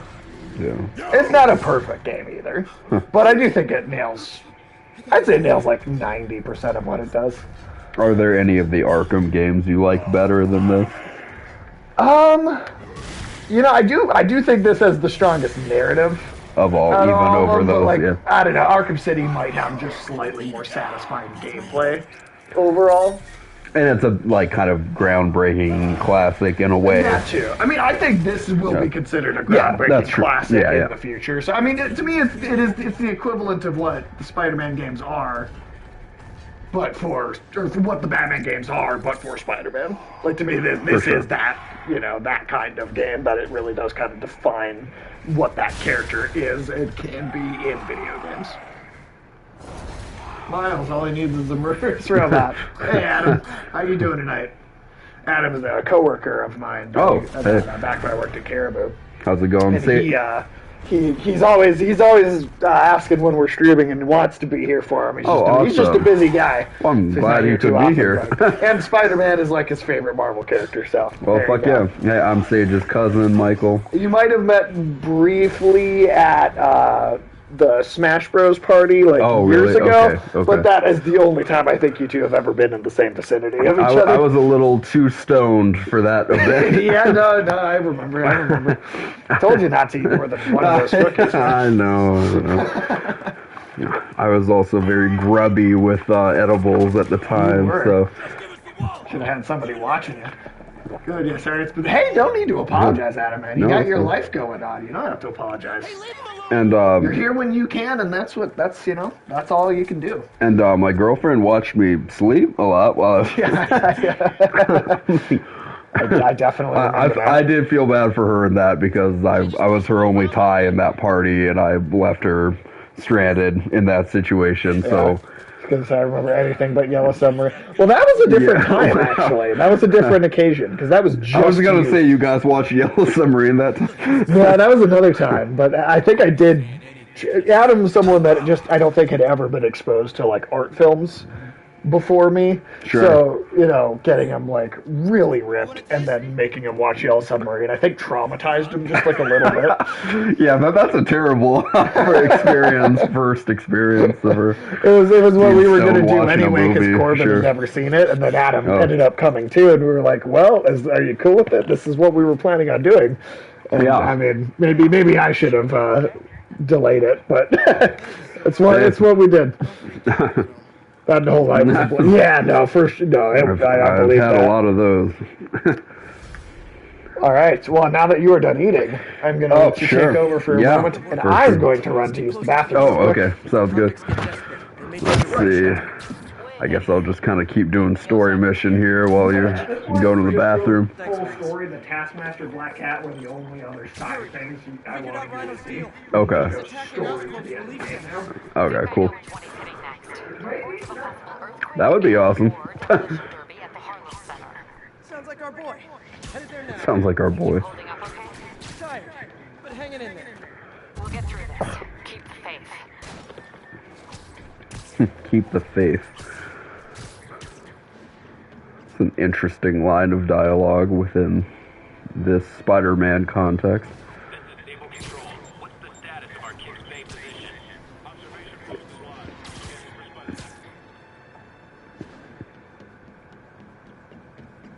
Available units. We're getting reports that a riot has broken out. Officers in Murray Hill, stand by. There is, it's kind of it's kind of spoiling stuff, but, so, I don't know if you care, but, it's a big villain from the comics anyways. It's Dr. Octopus was kind of ended up being, the main villain, but no, they do kind of do the whole Sinister Six in this game. Otto was, like, basically the mastermind pulling the strings. But they also did the kind of Spider-Man 2 thing where Dr. Octopus was a good man before becoming a villain. And there's kind of a Steve Wozniak, Steve Jobs kind of dynamic between him and Norman Osborn. Oh, yeah. And so Jobs is, or like Walter White from Breaking Bad, like Otto Octavius is that disgruntled. Yeah, exactly, yeah. Yeah, I would say if there was a primary main villain in this game, it's Doc Ock. That's what I said as well. Yeah, like Doc Ock essentially is the one who assembles the other villains and is kind of the culprit behind everything else in the game. And it's kind of his origin. It's also it's also his origin story, but it's also like you've got Kingpin, Scorpion, Rhino, Vulture, Electro, Mr. Negative. Mr. Negative is maybe the second most prevalent and important villain, I'd say. So it's cool. They do so many villains, but they don't let many of them overpower, the number of them. They don't let it get ridiculous. No, it feels very natural that they're able to fit so many in here together. And it's a video game, so it's like if they wanted to do more substance with each of the villains, they could have, but they did a smart thing and focused mostly on Mr. Negative and Dr. Octopus. Yeah. I mean, it's a very smartly written story. Yeah. Very, very smartly written. Tightly plotted and structured for I just got sniped. Yeah, it's gonna happen. It's gonna happen. You're gonna get sniped. You're gonna get sniped. No, I mean, this is, I think I still said this is the best Spider-Man game. Yeah. I do think this is the best one. It's hard to say the older games would be better. I mean, like I said, there's something about the gameplay, the first time you play Spider-Man 2 just being, it felt like such a new thing. Oh, and, totally. And even this, I think, it's overall better web swinging. But there's something that's hard to... It's building off a base. Right, it's building off a base, and it's hard to beat that first time web swinging. Oh, sure. It felt so smooth. And also, let's say, just to use Nadia as an example, she didn't play video games, really, until she started dating me. Right. Oh no, the map is perfect in this game. At least I think, because it's a big map. It's all of Manhattan, which that's not even that huge, honestly. But it's also because of the traversal mechanics. You can get around it so quickly. It's about to be your turn in a minute if I get sniped again. I think the map feels like the perfect size. Honestly, I think it's I think it's great. This checkpoint is so fucking far away. Okay, finally I'm there. Jesus. This is another 2-punch boss fight. Okay. And then the fact that Spider-Man threw that at him, right? That gigantic fucking... Right. Adam, can you guess which costume we're using for Spider-Man there? It's, classic, well, Let's see. Oh. Oh, I should have waited. Oh, do I have to kind of wait for him to be under that? You're kind of gonna want to use that construction equipment to like to hit him as he comes through. Okay, understood. So kind of wait for him to... Yeah, we kind of want him to charge at you, and then if you can... Oh, shit. Let's see. This is another one of those where it's like, it's not even just Rhino. Oh, no.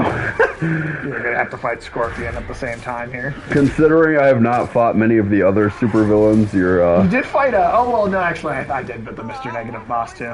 It's like Bob the Builder can beat this guy. Yeah, totally. There you go. Oh, okay. Alright, I was not expecting that to happen. It's just so smooth. That felt good, too, I have to say. Oh, that did not feel as good. I bet. Hey, Ulysses, how you doing?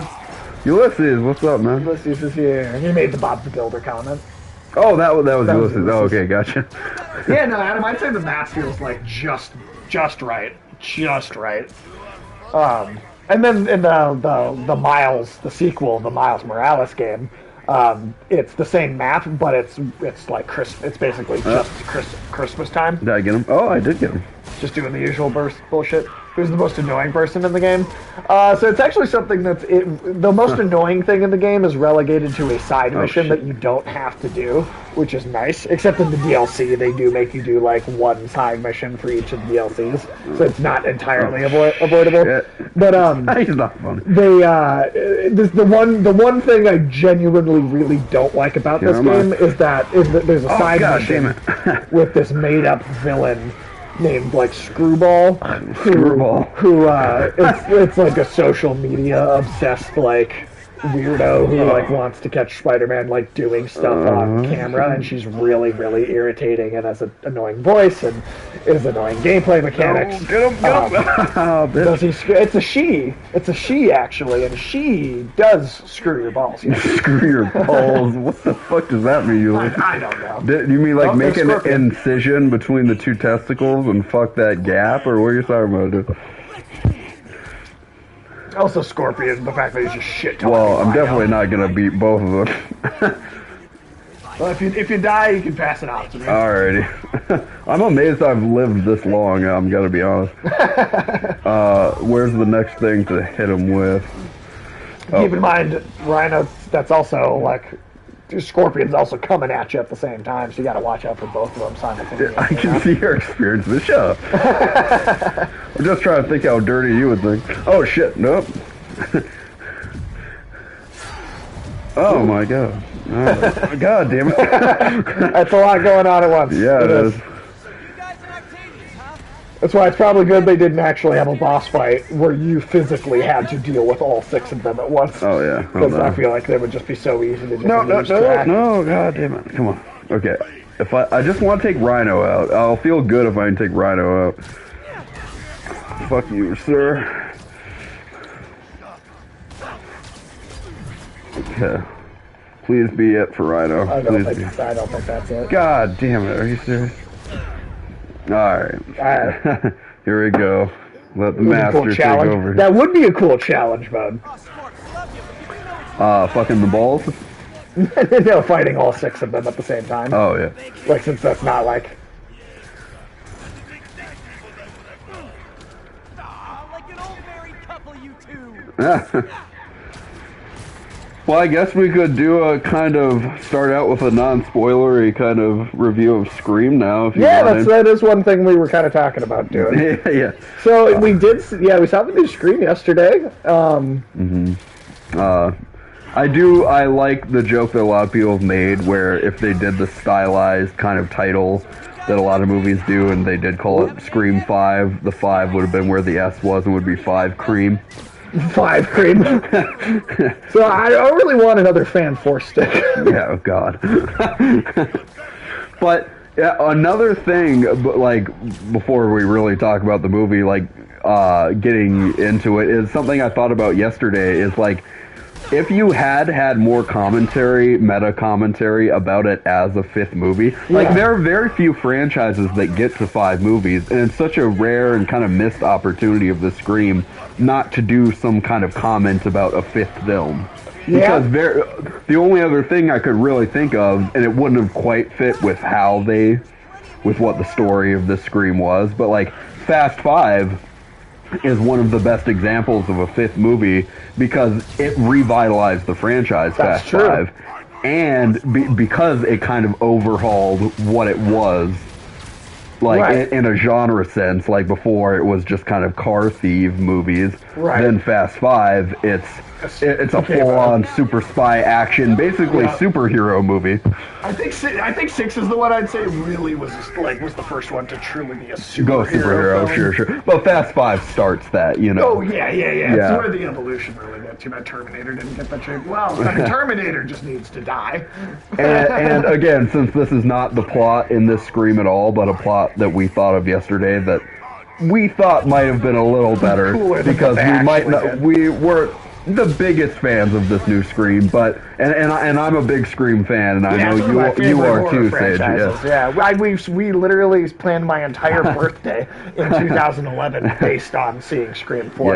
Yeah, and I love Scream. And Scream 4, that's another thing. Maybe for me, Scream 4 was my second favorite Scream, and I was very favorable to that and how it did. 4 was Scream. Fantastic. So it kind of like, to me, Scream 4 is kind of like the Fast 5, if you have to make that comparison.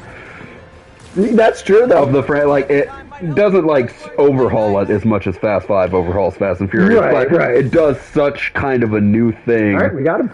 Especially at the beginning of the movie. By the way, before I get into all that, basically this plot we had of like there being multiple ghost faces in multiple sets, or at least 2 sets of teenagers, and they don't know about each other. That are both attempting to be Ghostface killers at the same time, and they don't know that the other group is doing that as well. So they're like, dude, did you kill someone last night? Like, the killers are also wondering who the killers are. Exactly. Which would have been so genius. Because they've never done something quite that before. Yeah, and it would have been such a, it would have had to been such a tight plot to really, they would have really had to write their asses off for that kind of plot. Hell yeah. And anyways, that would have been such an overhaul of what Scream had been, then also making a 5th sequel comment like that would have been so relevant there too as well. But for this new Scream, what I do like about it is the savagery of some of the kills.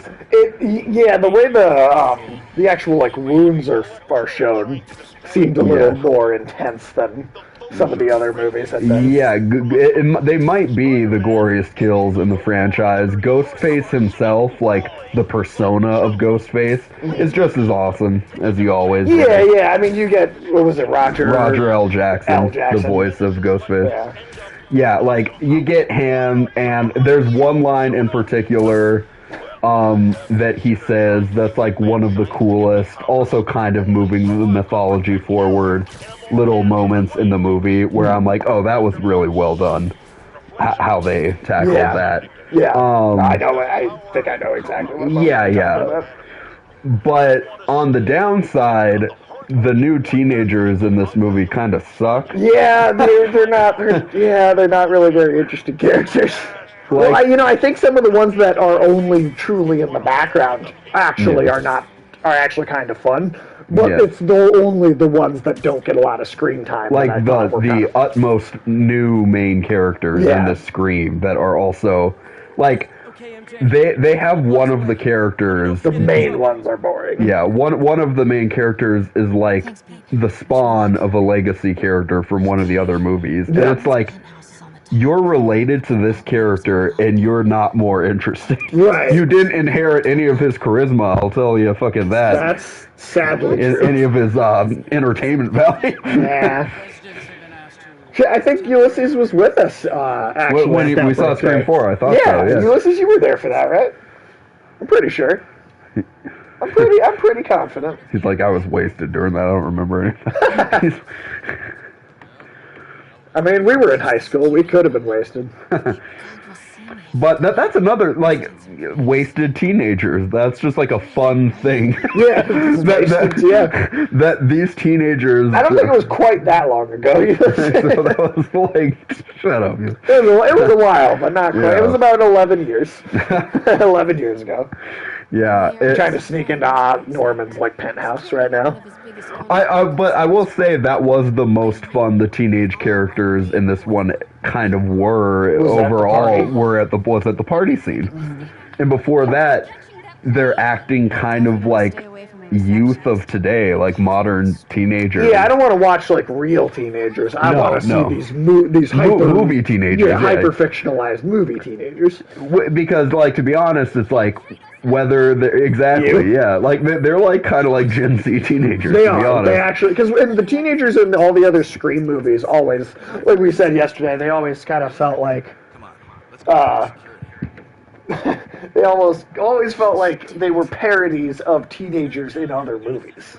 Right? Yeah, like they're because again, Scream is a comedy. I mean, the kind of teenager presence in the first Scream, minus their talk about murder and stuff, is very much how teenagers were kind of written in the 90s, too. Now we have a stun gun, so we can actually take enemies out in the stealth, or at least her part. I think, what was that? I think more horror movies should be in old folks' homes. Yeah. Well, hey, you got Bubba Hotep. Right? Bubba Hotep is a great, that was a good poll, dude. Can we throw a punch at these background people? No, we can't punch the background characters. I try to punch the background homeless people. Yeah. But I love Bubba Hotep. Blow MJ's face off. But, that's the only one. Yeah, I can't really think of any others either, at least off the top of my head. I'm sure there's at least... Todd and the Book of Pure Evil had an episode set in an old folks' home. Yeah, and there was a weird kind of comedy action movie, so it wasn't a horror movie, but with like Danny Glover and Danny Trejo. They were like... that was more of an action film. Yeah, they were like super old, like they were in a nursing home, but they were like also action movie stars. Like, that was kind of a... Well, we watched it, like a lot of it. It was funny. I honestly only remember seeing the trailer. But like whether they were teenager or not, the characters in all Scream movies just are like movie characters, you know. They're just, they all always had that stylized kind of dialogue, and these characters sometimes have it. Like, I don't think it's that these writers, who I think were also the directors who did Ready or Not. Yeah, same directors for sure. It's not that they couldn't write that same kind of dialogue as Kevin Williamson did, but they did it out of Norman's penthouse. They seldom did it as much as, you know, Kevin Williamson. All his characters talked like that, you know, and their characters only sometimes speak like that. Yeah, it's really inconsistent. Yeah. Because there are moments where it's like, oh, they're actually doing a really good job of emulating the writing style of these movies, but then at other times they just sound like... Yeah, because sometimes it seems like they're trying to make them more like real people, and the characters in Scream are always very stylized people. They have to be. Yeah, it's a parody. They're not... they shouldn't be... You know, like, some people could say that a good writer is going to make characters more like real people. Right. But that's not always the case. Sometimes good characters are good because they're not like real people. Oh, absolutely. You know, if they were more like a real person, they'd be a lot more boring. Be boring. Yeah, exactly. I might have had something to do with that. Damn, look at the reflections. That ray tracing, man. Fucking incredible. I want to change my name to ray tracing. Do you? At least get it tattooed on my arm somewhere. So we're starting to bring up Harry a little bit more finally in this game. Harry's last day is the code for... I like one of the cats just swiped the other in the face and then just walked away. They do that. She's like, what? I mean, they're just trying to play. Is the floor clean enough to wipe your ass with? Didn't you say something else like that once, Ulysses? Where of course, I'm sure he has. I know, but we were like making a joke about the guys that cleaned the windows out on Cane's. Cleaning people's messes. Yeah, it was some. I wrote it down somewhere. I know, but. What is this thing? Oh, look at this. An Oscorp prototype helmet. Oh, that's... Oh, interesting. Could potentially be for some Green Goblin. Oh, that's cool. Related stuff. It's got like a whole heads-up display and everything. Whoa, this mask is incredible. Yeah, you see this? It's almost like an Iron Man helmet. Oh, shit. Wonder where it leads. So there's a hidden door, or hidden room over here. Schematics for a prototype combat mask. Prototype combat mask. Looks like it can reveal Is there? Yeah, I mean, I don't think there's any way that this isn't like supposed to be kind of set up for Green Goblin. Yeah. It's. I mean, I don't know, it kind of feels like it has to be. Oh, totally. The fabulous Osborn. Harry and Norman. Still Green Goblin in the sequel, but unfortunately you look like a Harry Potter goblin. So you mean Jewish. Yeah. Secret keypad. Wow, that's very anti-Semitic of the game. Alright, so we don't have a code yet for the door. Alright, let's see. I can't believe Jon Stewart just said that shit, and then everybody was just like, he had to come out and like say and then everybody was just like, oh yeah, they are exactly like Jews. And it's like, isn't that pointing out all their fucking racism at that point? Yeah. I mean they are. Yeah. I mean, unquestioned. Like we on one of our last KOTOR episodes, we went and started kind of Googling and looking more like, well, how was it just the movies that kind of made them look that way, or was how much of that was that? We started reading more and more about it, and like they secretly controlled the entire wizarding economy. Are you serious? Yeah, that's in the book. Oh wow, I didn't remember that. Secretly control the entire wizard economy. Yeah, that's kind of funny. Yeah, I mean that's it's. I think it's pretty obvious that is definitely is a part of what's there, but also like is Jon Stewart saying it now really the first time? Yeah, you've ever noticed it? You know, right. It's like Also, they're not exactly like Jewish people because they're 3 feet tall and they're like hideous monsters. Well, they look like how Nazis drew Jews. Sure, but they didn't. I don't know if they ever drew them that short either, though. Like that element of it. I think at a certain point, when enough details match up, there's certain ones that don't. But also at a certain, I mean, what we've never before just compared goblins and Jewish people. I mean, like. Well, no, that's not true. They absolutely Nazis used the word goblin even. Oh, okay. Oh, I didn't know that, but I mean, but a goblin design is a goblin design. It's not like you're gonna get very far away. No, the hook noses. That's right. A very classic stereotype.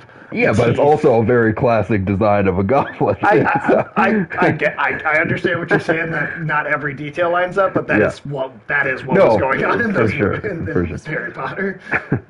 I'm just saying, it's like we can't, again, like we were saying earlier, we can't call all goblin fiction anti-Semitic because it's and I know that's not what Jon Stewart was saying either, but.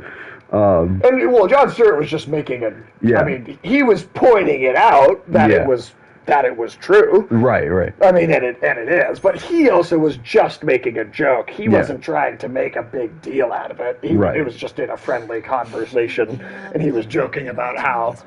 Yeah, like that. I mean, yeah, that's what it is. Mm-hmm. But it wasn't supposed to be. To him, he was bringing up some old shit. Yeah, it was. Yeah, it wasn't meant to be like a serious conversation. Yeah, right. You know, it just wasn't. If collective culture had a fucking memory, then it's like people wouldn't have been freaking out that bad, anyways. To begin with. Or if they did, they would have noticed it back then. Yeah, right.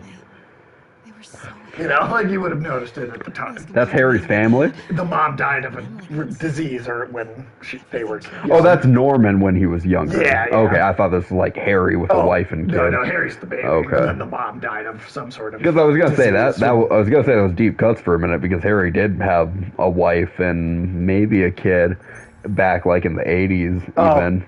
Yeah, it definitely isn't. I don't think it's meant to be a callback. The mom died of COVID. No. She had like a genetic blood disease. Yeah, and then they just diagnosed it as COVID post-mortem. Right. Oh man, it's actually kind of amazing. We've actually the UK has just canceled all COVID restrictions, canceled the Holy shit, really? vaccine mandates, canceled vaccine passports. Wow. They literally just canceled everything because the real death numbers started coming out. Wow. Like the ones where they're not overcounting, dude. So, I mean, like the count is also a lot smaller in other countries than the United States to begin with. Yeah. But in the UK, the 2021 death count was like 170,000.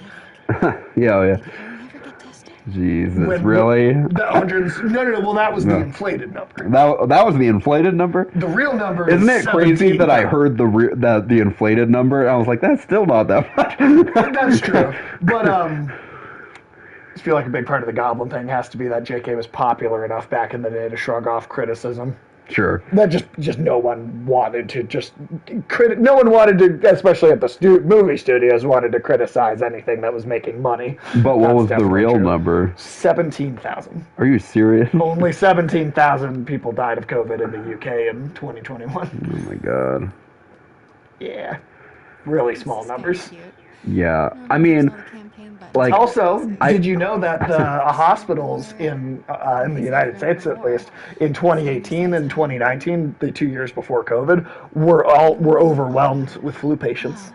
The hospitals were completely overwhelmed in 2018 with flu patients. So okay, so it wasn't really as much to do with COVID as there. Well, the reason that hospitals are overwhelmed in this country is because the United States government has been systematically reducing the number of hospital beds available in this country. For instance, did you know that the New York City has 30,000 fewer hospital beds today than it did in 1975?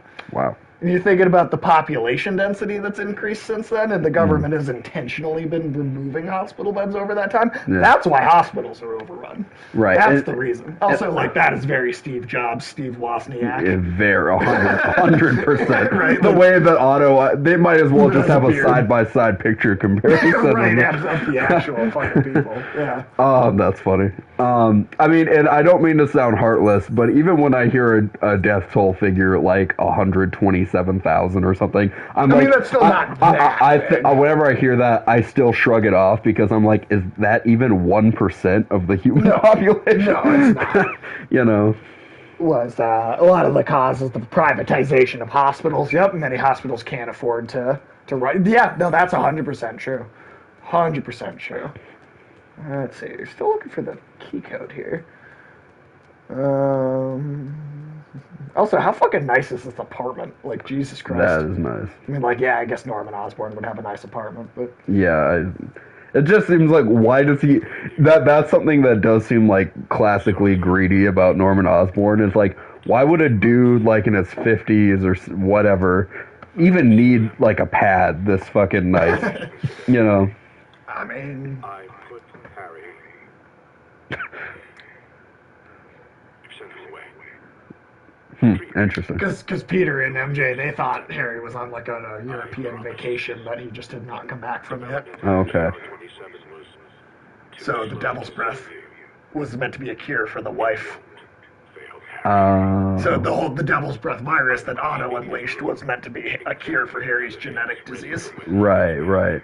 Well, what I was saying, Ulysses, was like, this looks like a super, like, hit pad for, like, today, by today's standards, even, you know? And like, I mean, look at this shit, like, you know, I mean, some of it looks like it's from IKEA, but I mean, you know, but it's like, this is my idea of what, like, a 20-year-old tech millionaire or something from California. Old people can like nice things. I know, but I'm just not used to it. You're not used to it. But no, I don't imagine Trump Tower having, like, a swanky fucking bachelor pad that looks like modern roaches. Yeah. Probably roaches instead. Yeah.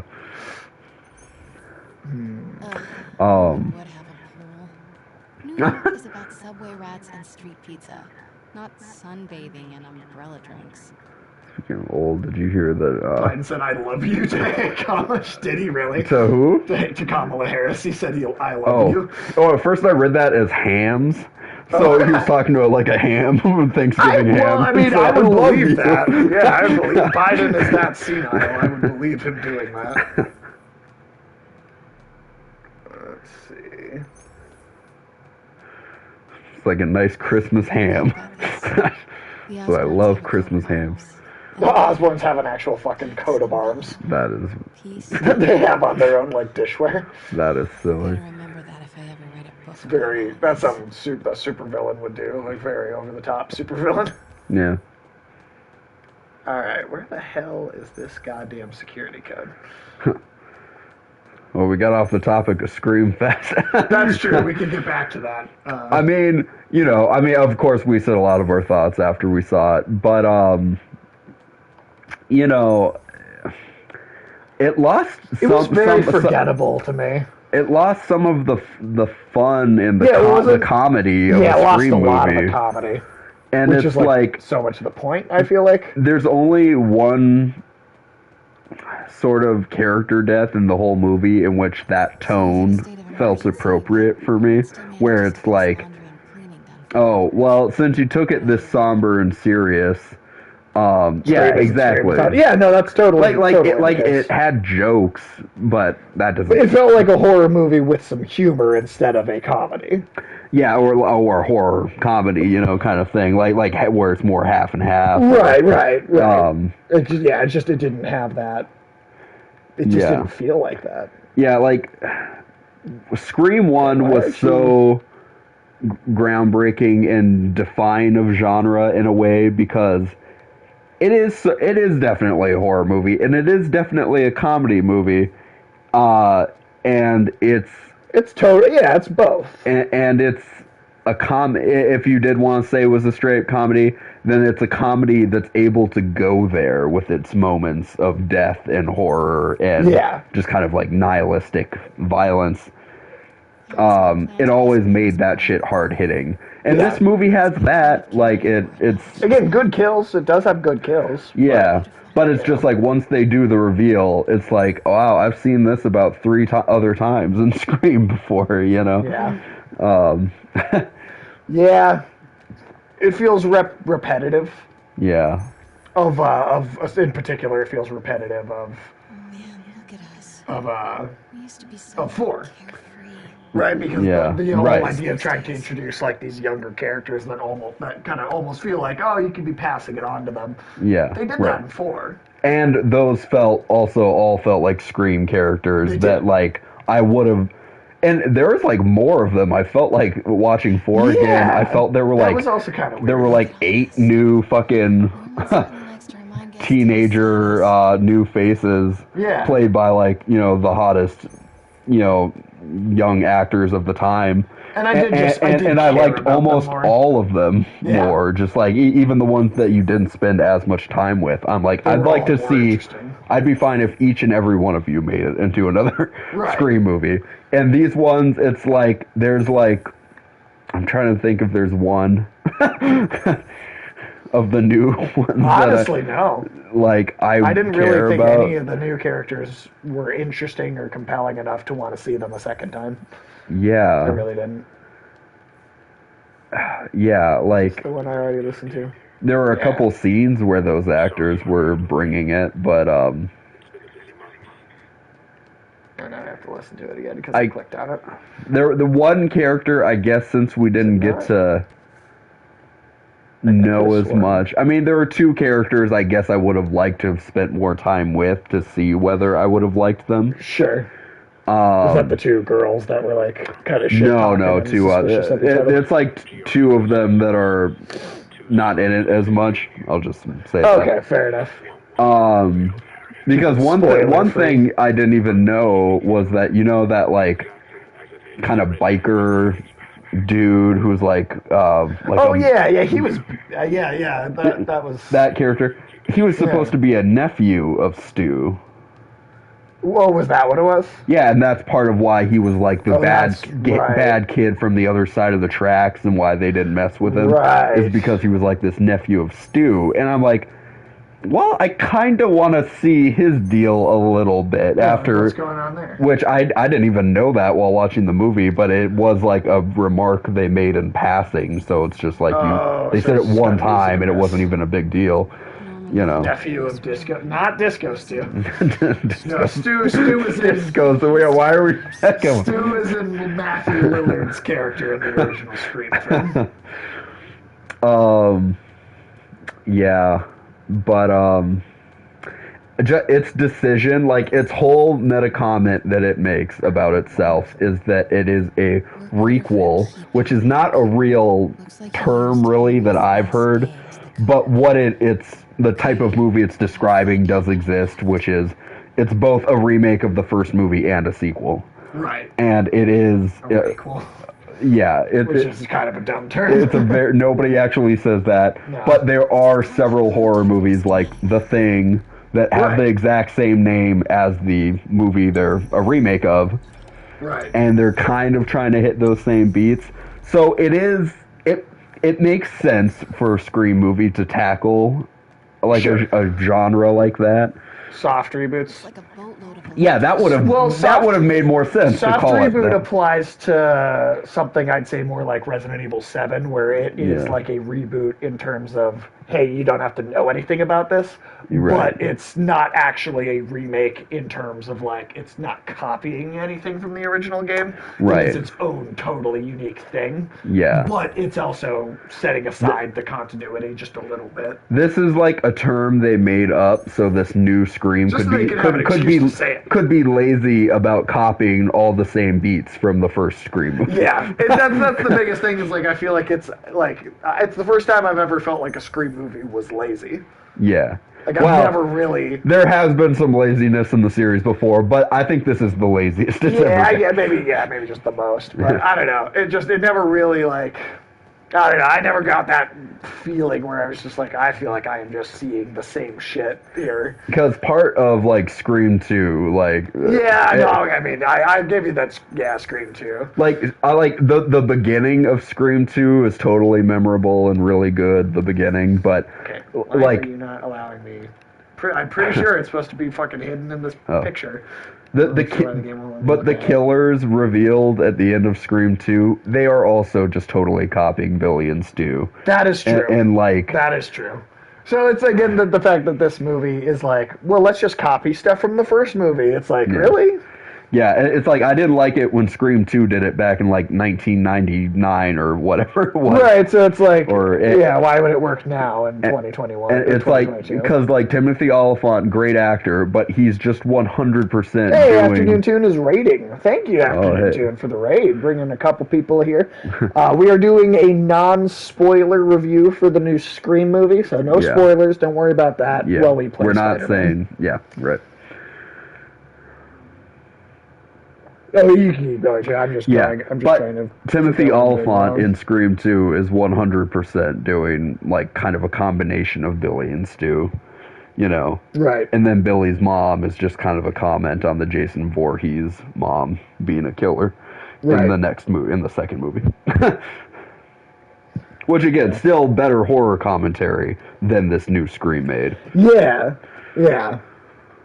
No, I'm with you there. Oh, you were talking about Scream as well? Talking about Scream in the movies and stuff. Nice. Well, I mean, I don't know if you've seen this newest one, but, you know, we were very not... Tepid a little bit. about it. Yeah, that's a good word for it. Just not that impressed. And I know a lot of people are digging it, but... It's like, I mean, like we were just saying, like them using the lazy term requel, which again is not a real movie term. No one says that. Nobody says it. So it's just, which is a remake and a sequel to the first movie, just gives them an excuse to do all the same beats from the story of the first movie, you know? Yeah. Yeah, that was pretty dumb to me when they brought that up. Yeah, they should have called it a scream make. A scream make. I like that better. that at least would have been funny and I don't know, self-referential maybe. It's like all the fun they were making of the Stab sequels and how ridiculous they'd gotten in kind of a Fast and Furious sort of way. Yeah. I would have much rather watched all the Stab sequels than the Scream sequel. Yeah, no, actually. Actually, though. And that made me think about the thing I said the other day about Scream, which is, there's a moment in the movie where we said it would have been better if there had been two Ghostface killers in costume in the same scene at the same moment, because it would have sold the moment a little better. No, and we were both like, yeah, it's weird they've never done that before. But I know that it's supposed to be the photo of the wife, but for some reason it's not. But it wasn't letting me highlight it before for some reason. But I remembered they did even do that in Scream 4 in one of the Stab sequels they show a moment, which is a beginning of the movie, kind of recreating the beginning of the first movie. That's true. But it was still more. They didn't even know Harry was sick. But they do show two ghost faces come up, like when the one ghost face can't get the other person, the other ghost face in costume comes up and kills the person. And I'm like, they did that in one of the, in a minute scene in one of the Stab sequels already. They did something more innovative than a whole Scream movie did. Yeah. Which shouldn't be the case. A minute-long scene should not be more interesting or more innovative. Yeah, while we've got people here and we're talking about Scream, one of the ideas we had for a Scream sequel that I thought was really fucking novel is you have 6 different Ghostface killers in Woodsboro at once. Say there are 2 sets of teenagers, and they aren't aware that the other set of because this is a whole city that's always fucking spawning fanatics. Yeah, these people are just crazy. They're turning up every 10 years. Right. So why would there not be more than one group of fucking young people who don't know? Oh, wait, what did I miss here? Don't let him take your idea. Okay. Well, I would rather them have made that movie, so... Yeah, I'm with you there. The fact that we haven't had rival Ghostface armies in one there of should these be Ghostface movies. killers killing each other. Yeah, 100%. The fact that hasn't happened yet. Where the killers don't know who the killers are. Yeah, that's a genius fucking idea. The killers are as in the dark about the killers as the audience. That's the one thing I feel like they haven't done. Yeah. But also, Afternoon Tune did ask how we would rank the movies. Okay, I did this on Jeremy John's review of Scream 5, just as a comment on the video just today. So Scream 1, Scream 4. Yep. I did put the 5th Scream on there just because overall, quality-wise, it's probably better than Scream 2 and 3. But I even personally do like Scream 3. A little bit better, just because I know some people are going to be like, hey, Scream 3 is the worst, but I think Scream 3 has a really good, poetic kind of ending for the horror genre. Even if other parts of it don't. Yeah, that they seldom... and it's more of a comedy, and I like it. I like the comedic parts of Scream. Right. I'm okay with it getting goofy. Yeah. Personally. And then, to me, personally, like we were just talking about a minute ago, I like the beginning of Scream 2, really good, really memorable. But as it goes on. But then, and once they're on college, and they're just like, I don't give a fuck about any of the supporting cast, really, No, I feel that. What was it? We do 1, 4, 2, 5, 3. Yeah, 4 is definitely an underrated I think that's the best Scream sequel because people didn't really appreciate Scream 4 when it came out. Yeah, I did. I remember it getting kind of a we were the 2 of the only people I knew who were really like, yeah, Scream 4 was awesome. Yeah, I definitely remember hearing a lot of other people not be into it and kind of being confused about that. Whereas a lot of the young people I just went to high school with at the time just did not seem to be interested in a new Scream. Yeah, that's true. Well, we weren't we were not the target generation for those movies anyway, so I'm not surprised people our age just didn't seem super into it. All right. This is a little note here. Oh, sure. Leaving for Europe today. Not sure how this is going to go. Dad says there's no risk, but that's Dad. Dr. Michaels thinks it's more like 50-50. So might not make it if that happens. I bet you'll be reading this. Who am I kidding? You're probably reading it anyway. Norman always has to know. So if you are reading this, Dad, and if no risk at all turns out to be another Osborne campaign promise, then do me a favor. Show this next part to Pete and MJ. Just them, please. Thanks, Dad. I love you. To Peter and Mary Jane. Like, guys, I'm sorry, really sorry if you're reading this. This is tough. Even an imagined hypothetical letter to you, it's hard to be honest. Sick, really sick. Doctors think it's the same thing Mom had. Neurodegeneration, rapid onset. Known for a while, but thought I could manage it. Didn't tell you because I didn't want to tell you. Because I didn't tell you. Because I didn't tell you. I was worried how you'd reacted. I couldn't stand to see you go through what I did with Mom. Watching her suffer, knowing I couldn't help. Watching her die was worse than the dying. Things got really bad recently. All those times I was wiped out from partying or super busy. Not partying, not busy, sick. The Europe trip, well, it's cover. I'm going in for treatment, experimental long-term. Dad's been working on it forever, promises it'll work. Hates the nickname the techs have for it, Devil's Breath. Says it makes something good seem scary, but maybe Devil's Breath is what I need. A little bit of bad to do a lot of good. All right. Now, if it wasn't this game, I would be a little apprehensive about that subplot because it does sound very much like the Osborns having their Osborn rare blood disease from Amazing Spider-Man 2. Well, it does. But it's the mom instead of him. Okay. I guess. Sure. I mean, no matter what, I know they're gonna do something interesting with it in these games, but it is like, if it was to be inspired by anything, I don't know what else it would be from other than Amazing Spider-Man 2. I don't know. That's gotta. Now we gotta sneak around the Sable henchman. Kind of weird, but hey, I'm into it. But yeah, I'm trying to think. Well, yeah, what else about? I mean, I guess that's one of the things about this new Scream movie is I feel like I wish I had more to say about it. Yeah, you know, right. like I wish that there was more. Well, to me, this has just been this has been the most disinteresting supporting cast. Like every Scream movie is kind of also thrives and prospers. I knew who the killer was like 5 minutes into the movie. Well, it's like.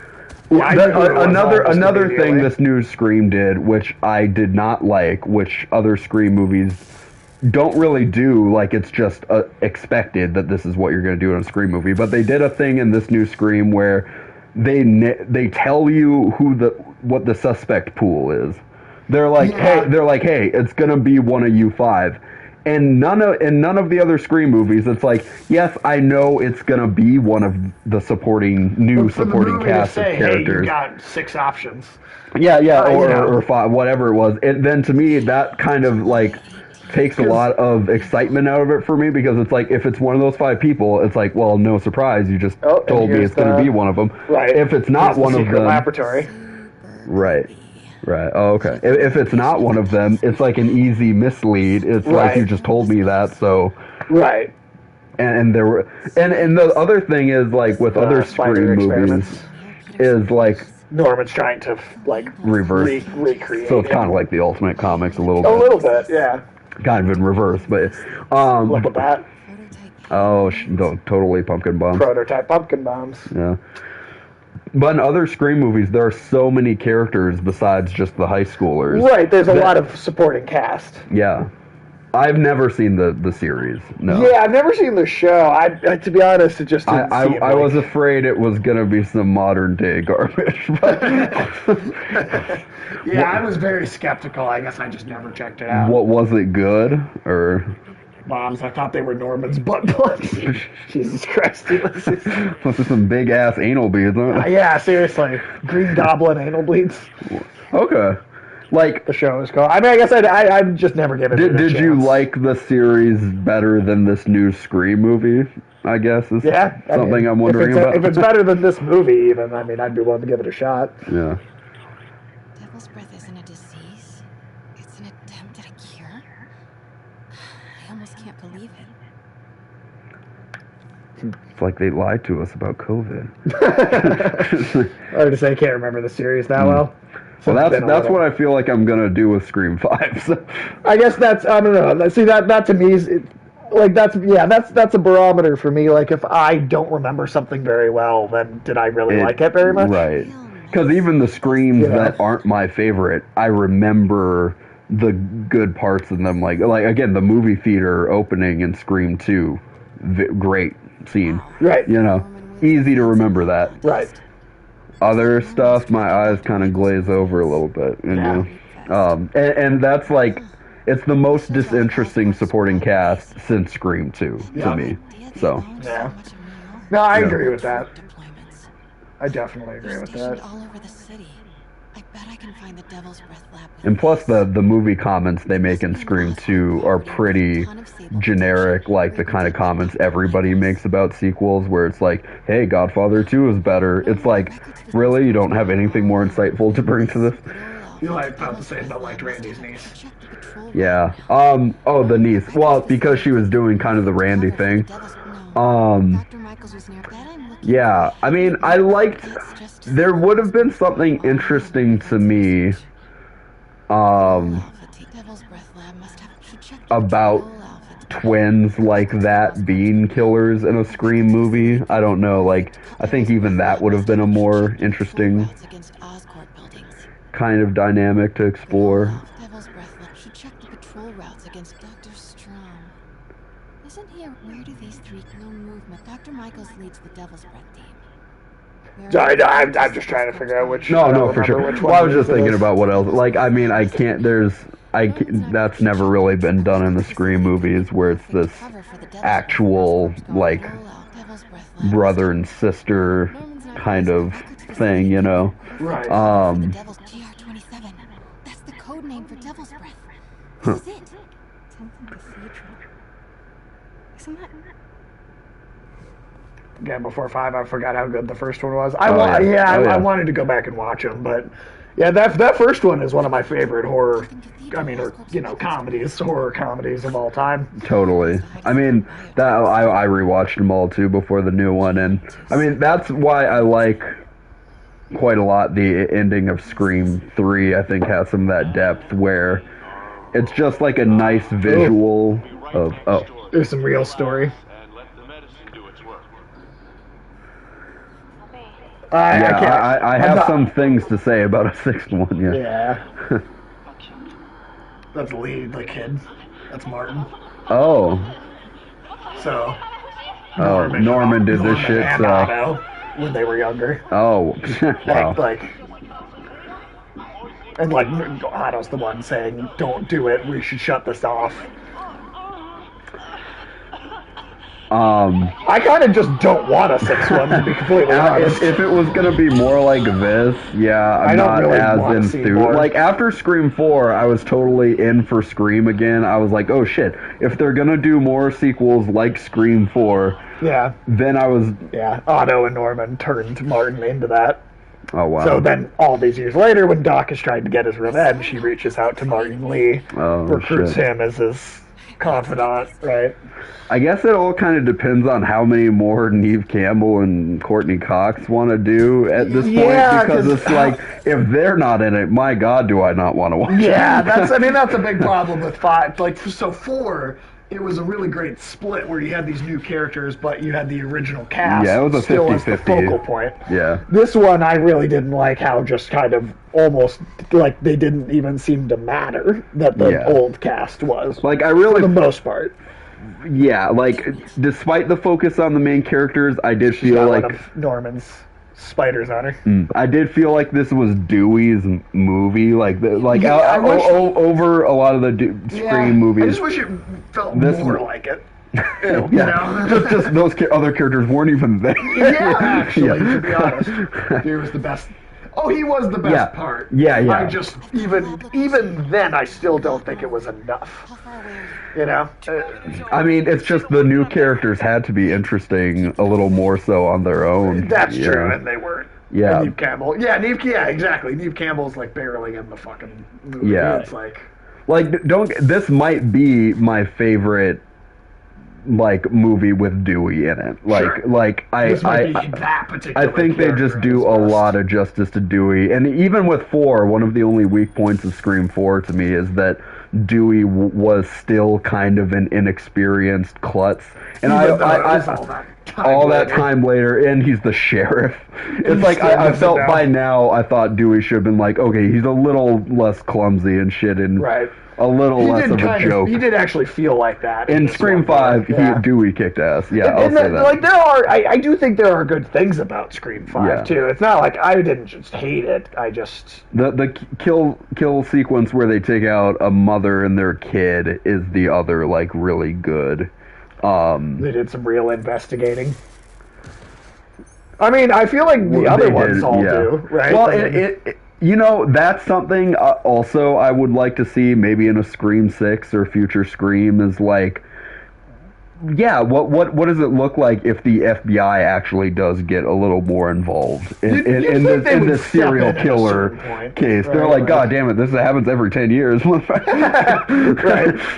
Well, and shit, the first three were like way closer together. Even. Right. So you would think that the FBI would give a shit. They're like, is there something in the water in this fucking town? Like, right. What?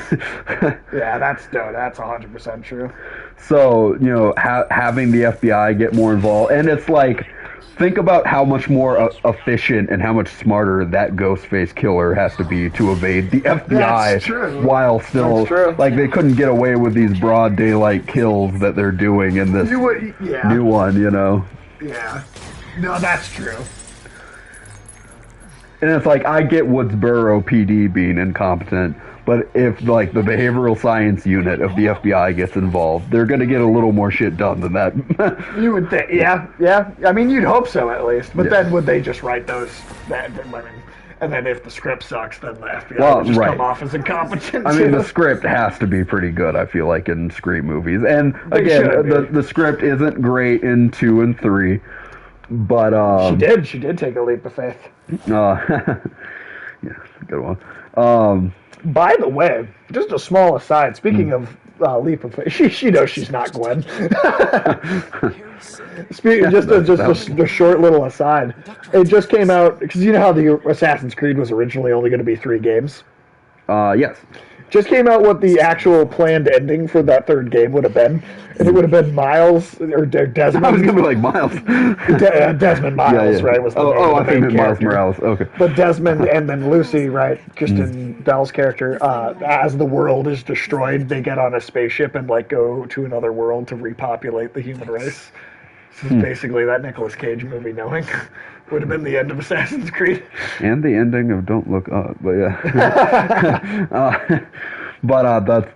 That's interesting. Was that before or after Knowing? Because Knowing was like, what, 2011, 2009? Assassin's Creed 1 was 2007, so... Right, by the time 3 came out, I think it would have been after. Well, but that was the plan for the... That was the plan from the first game, and then they kicked the original creator out, and then it turned into what it is now, eventually. Oh. Wait, was that one comment gonna need more than 2 people for repopulation? Oh, well, no, no, I know. Logically, it doesn't really make sense. You know, the Adam and Eve. What Spider-Man suit is your favorite? In this game, we've been using the Raimi one a lot. Yeah. I think the Raimi Spider-Man costume has the coolest back spider. Yeah. Like spider on his back. That's pretty hard to beat. It's just the best. It's the best live-action suit by far. Yeah. Well, the fact that it's not 100% CGI all the time. That's a big part. That's a big part of it. Yeah. That could be Norman's helicopter. I'd send officers your way, but I don't have any. Don't worry, I'm on it. Yeah, that's another thing. In the next few Spider-Man movies, I hope they tone down the use of CGI with the costume. You know. Yeah, that I don't know if I have a lot of.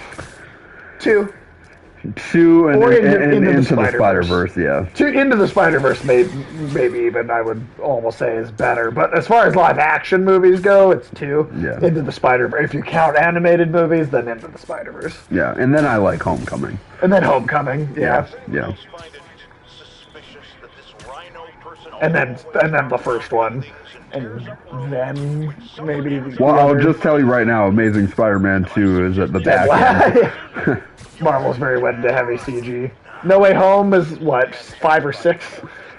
For live action for Spider-Man me, it's movies? a little more in the middle. Yeah, it's more in the middle. Like, at least 2, the original first one, Homecoming. Yeah. Well, it's just when you have some truly great movies, memorable movies with Spider-Man 2 and Into the Spider-Verse. Yeah. It's hard to rival that. And I'd say Homecoming by far is the best MCU Spider-Man movie. Yeah, best Holland one, for sure. For sure. Like, I'd say No Way Home I liked better than... Ulysses, you shut the fuck up. Venom 2, he hasn't even seen Venom 2. I haven't even... Not only have I not seen Venom 2, but even if I had, I can guarantee well, you would love that. it if you saw it. No. Those Venom movies are absolute bullshit. I mean, I can say based on your taste in Green Lantern and Fantastic Four, Rise of the Silver Those are also movies Surfer. I hate. Fuck you. Yes, Venom 1 and 2 are trash. Yeah. Yes, but yes, Sage they just are. happens to like trash. He's a raccoon. No, I don't. It's more of a raccoon than Rocket, you know? Shut up. No. Absolute horseshit lies. Absolute horseshit lies. Your favorite food, dude. No. You just attack Sage's pride. No. Because I hate those movies. And at this point, I think we're pretty much riding to the end of the game. So there is a riding some dick. I was like, You "Where's wanna it?" No. You might as well finish it out. Then I can focus on convo too. Fair enough. I mean, you playing it is entertaining though in its own way. Sure. Oh, I thought you meant because of how bad I was. I didn't say that's not what I meant. Oh, damn you. Wait, what was that last comment? I was so glad. I was so glad Tom Hardy didn't stay in the MCU. Oh, God. Yeah, I'm glad he was there and gone in a flicker. Yeah, well, I mean, I really think that scene feels like Marvel going, and off you go. Yeah. Marvel's just like, get that shit out of here. You're right. And nope. Yeah, I could not be less excited for another Venom movie. I know they did confirm Venom 3. Yeah. In the Spider-Man 4. I want him to see him in college, taking shit more seriously. Yeah, not being a fucking idiot at all times. Life is kicking the shit out of him at every possible turn. He's making jokes as Spider-Man, but only because that's his only release valve to have any, joy in life. Right.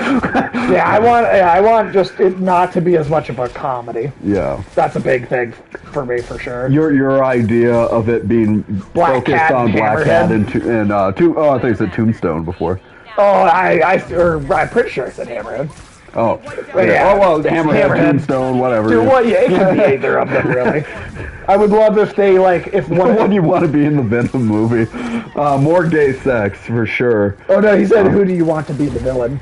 Daredevil. I think Daredevil and Kingpin. Ulysses asking about that. I think Daredevil and Kingpin I do want to see, but I don't know if I want it to be the next one. I almost think you should deal with Hammerhead as a lead up, and then Hammerhead maybe works for Kingpin or something I like would that. just love a heavy street character focus in the new Spider-Man so movie. Black Cat and Hammerhead. So Daredevil can show up at some point in this new trilogy for sure. I just don't want it to feel like Daredevil's another mentor. I don't want to see really Spider-Man leaving New York or dealing with anything more high stakes than New York. Yeah, no, they need to stop with it's always the end of the world at all times. Or into the fucking all of creation. Whatever. Yeah, I mean, just calm it down, make it a street level story. Make it a movie where Spider-Man's a normal person dealing with normal people things. Exactly. Yeah. People love. Hell yeah? Yeah. I want to see the Sam Raimi Spider-Man 4 Hell for sure. yes, I do. No, I don't give a shit about the Amazing Spider-Man. I don't care at all. Like we just said a minute ago, Amazing Spider-Man 2 is dead last. That's the absolute worst Spider-Man movie. Unless you count the Venom movies, maybe. Yeah. But, yeah, I hate the Andrew Garfield Even then, Amazing passion. Spider-Man 2 has some standout bad stuff in it. Oh, that's true, like the cartoon Nazi. That's the cartoon German scientist who was talking to Electro, and he's like, who are you? The Spider-Man? Tobey Maguire feels like Spider-Man, Tom Holland feels like an idiot, and Andrew Garfield feels like a monster. So... I hate Andrew Garfield. I hate the Andrew Garfield Spider-Man movies. I think they're absolutely garbage.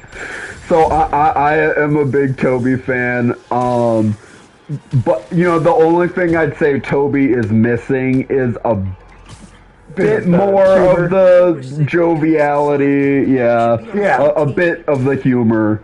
But overall, again, not too much, though. Yeah, but at least he had a fucking compelling narrative. Right. I think if you know what, if we were going to go off of just Spider-Man: Homecoming, I would say that Tom Holland was the best Spider-Man because he felt the most accurate to the comics. But in Far From Home and No Way Home, it feels like he unlearned the lesson he already learned in Homecoming. And then it makes his character feel inconsistent. Well, what I'm going to love about Tom Holland's Peter being older and being more like this Spider-Man, and why I think Tom Holland could be the best one if they just do these other movies better. Is that sometimes Tom Holland's humor seems like it derives from the fact that he's a teenager of today that just is so young and doesn't understand a lot of shit before the 2010s, or if he's seen it, you know, like Star Wars Empire Strikes Back. To him, that's a super old movie. And it's just like, my Spider-Man is a bit more world savvy than that. And that's why I prefer a Spider-Man that's an adult in his 30s, at least in the present moment, you know. Batman being close. Well, that's not even the first Batman movie to be almost 3 hours long. Dark Knight Rises is the same length. So everybody talking about how Batman's 3 hours long. I'm like, that's not new. That's already happened before. I don't know why people care. To be honest, I really don't. It's not new. Well, it's like, well, I mean, to be fair, like I was talking to you the other day, it's like the only way in which it could be bad to me is, one, the script can't support a 3 hour movie narrative, or two, it could perhaps this Batman movie could be too focused on setting up too much other shit. No, I actually looked it up, and Dark Knight Rises is the exact same length. Because it's 2 hours and 55 minutes, but you said without credits, it's like 2 hours and 45, which, so is Dark Knight Rises. Dark Knight Rises is also 2 hours and 45 minutes. Although I don't remember if that was... that was without credits. Without, oh, okay. Yeah. Oh, okay. Alright, here we're getting into, like, the actual end of the story now. But I think we're going to finish this tonight. All right, we might as well. Yeah. But I still love Dark Knight Rises, even with its 3 hour length, and because it had a very broad scope and an ambitious story it wanted to tell within that 3 hours.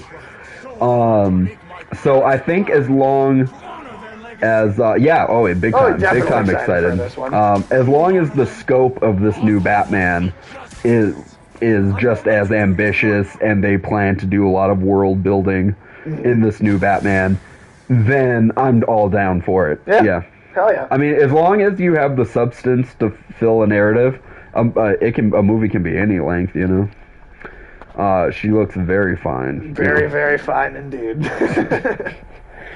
I heard her and Robert Pattinson did it on top of the Batmobile while everybody left set. Just to piss off the director, right? Yeah, and then he got her pregnant, and then, you know...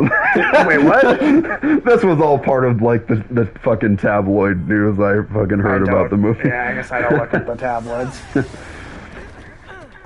Don't believe any of it, but hey, it could have happened. I for a while they kept reporting on this friction kind of relationship between Robert Pattinson and Matt Reeves. So life goal to have sex on top of the Batmobile. Hell yeah.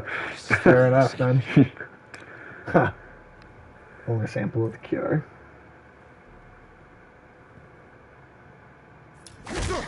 Damn, that was a hell of a backhand. It was. Martin Lee has a strong pimp hand. Yeah. I don't again. I mean, it's just like the whole thing is all these other villains even hate Norman Osborn. Yeah, I know. He's even responsible for Mr. Negative existing. Oh shit! Oh my, damn! He burned the side of his head. He's about to cut his fucking head off. Holy shit! What do you think? Well, you know, Michael, I don't know if you really know much about... Well, you and Tim were talking about it a little bit the other day, and I mostly heard about the CEO of Activision being Jeffrey Epstein. Monster. But yeah.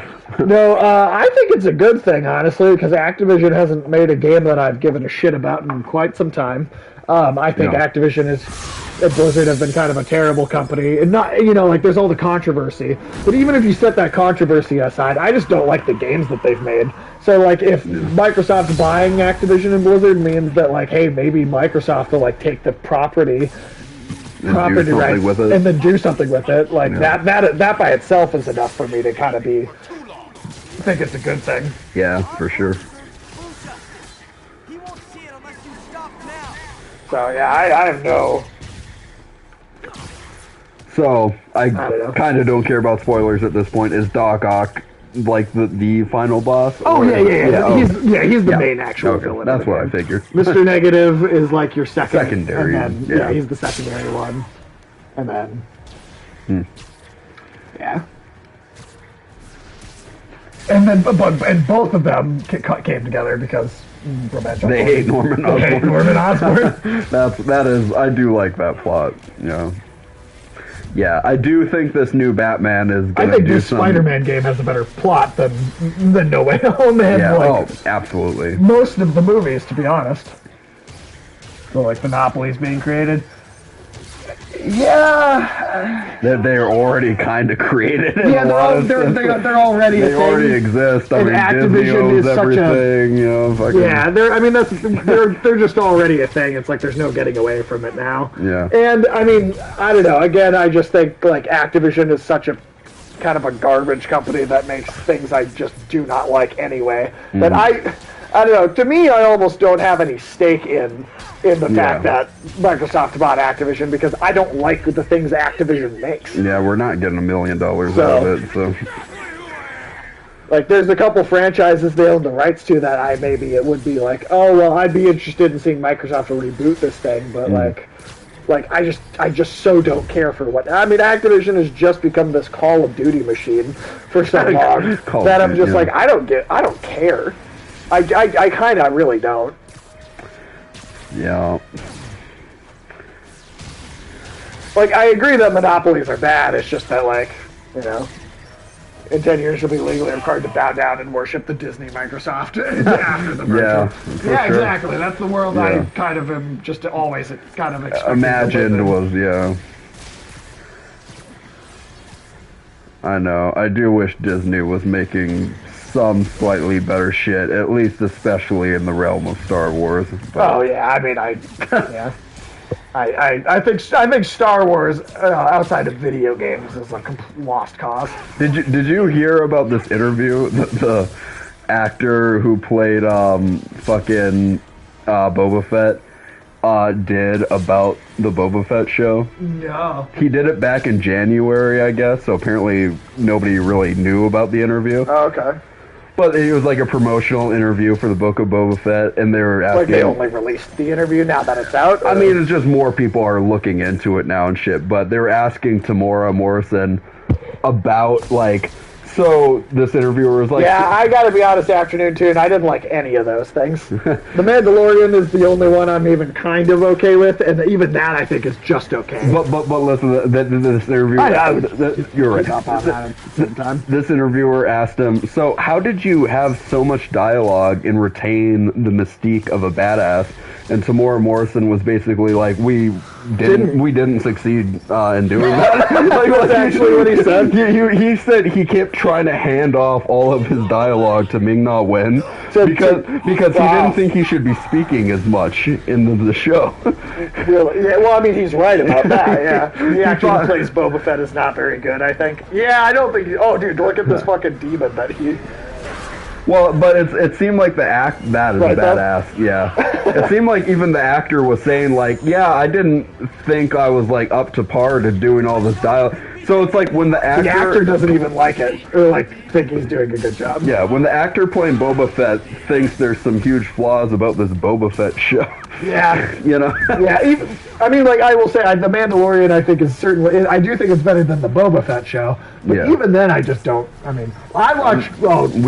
We watched one episode and said, I'm not watching more of this. Yeah. I literally was like, I don't... This is terrible. I'm literally just not watching it. It's like, how do you... I will maybe watch it to laugh at it because I think it's so bad. Yeah, exactly. Like, how do you make a trailer selling a gangster genre show, and this is a gangster. He's like, I think we should all be pacifists. Yeah, you're gonna do gangsters, but he's gonna be the nice gangster. What the fuck kind of... I mean, it's just, that's terrible. Even Corey and Martin and Double Toasted are like hating every episode they watch. Yeah, well, because they said the same thing in one of their reviews that we both, I think, feel. Yeah. And that's that, like, it's Disney doing a crime show, which because it's Disney, it's so goddamn sanitized to the point that there's no crime in it. Yeah, I know, right? There's no crime in the crime show. An Ewok show. I'd rather watch another fucking Ewok show than that Book of Boba Fett. I honestly, you joke, but I would rather watch that Ewok show than the Boba Fett show. My will is stronger than yours. Sorry to send this text. No, you're absolutely fine. I thought The Mandalorian, I think, is okay. I think it's one of the better things that they've made. What a Gungan show. Hell no. Like, it's a Gungan show. Shut Ulysses, no. What the hell? What kind of response did you think Can I was we gonna get a have whole to that? planet of Gungans? Can we just watch that that sitcom of Gungans? No. We're like the Geico Cavemen. They did a show. Can we get like a Geico Cavemen sitcom, but they're all Gungans? No. No. I think that would be ingenious. Like just a show where every character is a minstrel show? Yeah. Are you serious? Every character is just like, Misa want that, Misa, Misa. It's just like a bunch of Mr. Meeseeks talking about each other. I would kill myself. Even The Mandalorian, I think it's okay. Like, I think it's all right. I mean, and as for the other shows, like, I'll maybe watch like the first episodes of each one and say, hey, is this good? And if it's not, then I'm just gonna immediately abandon and not touch it. Like, I will at most give them a single episode to impress me. Baby Yoda is super fucking adorbs. But just like from what I've seen of the show, like The Mandalorian. Yeah, like it is way better than the Boba Fett show. Even Mandalorian, I think it only has its moments, though. Yeah. I think it's generally a pretty weak story overall. It's just it's got moments here and there that I think are good. Yeah. But it's, And it seemed like a lot of people got more into the show in its second season when they started delving more into old movie lore stuff. I actually did think the second season was a lot better than the first one. Right. So it always seems to indicate to me that there's only like a little bit of good Star Wars material, and that's in the old movies. And then whenever they try and do something kind of new and move beyond it, KOTOR. For the most part, it doesn't work. But yeah, but also I think KOTOR is better than the original movies, even. Yeah. Oh. What is that? Motherfucking Doc Ock, right? Yeah. KOTOR is better. I mean, even the original Star Wars movies I like, but I'm not in love with. Yeah, I think they're good movies, I grew but up I don't as think more they're great of a Star Trek fan, so I don't... I mean, I have the same problems with Star Trek that I have with Star Wars. So much of Star Trek is just... I know, but I'm just saying, for me, like, compared to Star Wars, I was more of a Star Trek fan. I personally... Not enough to call myself a Trekkie, but, like... I think Star Trek has higher highs. Yeah. But I also think its lows are yeah, pretty comparable to the lows of Star Wars. Like, even when I was 5 watching the original Star Wars, I was like, these Ewoks are fucking dumb. Well, why am I watching this movie with fucking little teddy bears in it? Right. I want to like Star Trek more than Star Wars, but I just can't. Yeah, I mean, I think Star Trek has more bad material in it overall. Yeah. But, whoa, what is that? Knights of the Old... So KOTOR is Knights of the Old Republic. That's the Star Wars video game that came out in 2003, which is also getting a remake next year. Yeah. I think that has a better, more cohesive narrative. It explores Star Wars lore in a more interesting morality way. in Star Wars, and just like... Yeah, to me that has a much better story than anything else in any Star Wars movie. That look on your face. You can't imagine. Norman is about to get fucking hentai up in this bitch. Doc Ock is gonna hentai Norman Osborn. Yeah, hentai that motherfucker. He's like, oh, don't hentai me. Not 4 tentacles. Yeah, I can't fit 4 tentacles in there. I was about to ask which Star Trek show you meant. I like Discovery. I've watched the first 2 seasons. I like that. Like the first episode of Picard, and then it didn't retain my interest. Yeah, I got really bored with Picard. Where's Otto? Yeah. Honestly, the only Star Trek I really like is like maybe half of the original series, and then a good chunk of Next Generation. Even those shows have a lot of episodes that are not good. Of the movies, I like Star Trek 2, 4, First Contact, and I like the first 2. The first 2 Abrams movies. To me, the first 2 J.J. Abrams Star Trek movies are Star Wars movies with the characters from Star Trek. Yeah. Right? They're Star Trek movies, no, they're definitely in the vein of Star Wars. They feel like Star Wars in a tone. Because they're so light and they're focused on the action. There's very little science. Yeah, right. Yeah. To me, like, Star Trek at its best is always exploring kind of like philosophy and moral questions that are kind of interesting. That actor that plays yeah, he did play Cyborg's dad in Doom Patrol. Oh my God. I forgot that he was in that too. Yeah. Oh. That doctor character that you recognized from from Smallville. From Smallville, yeah. He was also Cyborg's dad in the Doom Patrol series. Also, for Doc Ock to be the one thing that actually fucks up Spider-Man this bad. The series of all these other villains being, threatening, but like... I thought the first season of Doom Patrol was great, but I'm not going to lie, I thought the second season dropped the ball real bad. I haven't seen the second season yet. Yeah, I liked season 1 really consistently, but I thought season 2 really dropped it. But the first season really does live up to the weirdness. I thought that first season was fantastic. But I just season 2, I just did not think it was working as well. It really just my problem with the second season was I really felt like I started feeling like the characters, like the character arcs, really started to feel like they were spinning in circles. Oh, really? And just not developing anymore. Oh, that's too bad. Oh yeah, she's real sick. They say she could go at any moment. Star Trek is Lower Decks. I don't even know what that is. What is that? It's like it's an animated crap piece of spin-off garbage. Yeah, I mean I haven't seen it either, but based on maybe Spider-Man needs help from his friend Peter. What? Peter helped build those. Family Guy with Star Trek? Is that really what it is? Like the art style kind of looks like that. It looks like Rick and Morty animation. Oh, okay. Interesting. Yeah, I mean, I don't know. I don't know enough about Again, Lower Decks we're not Trekkies, but yeah. I mean, outside of the original series. Oh, and then the spider Osborn was trying to reverse engineer in his lab.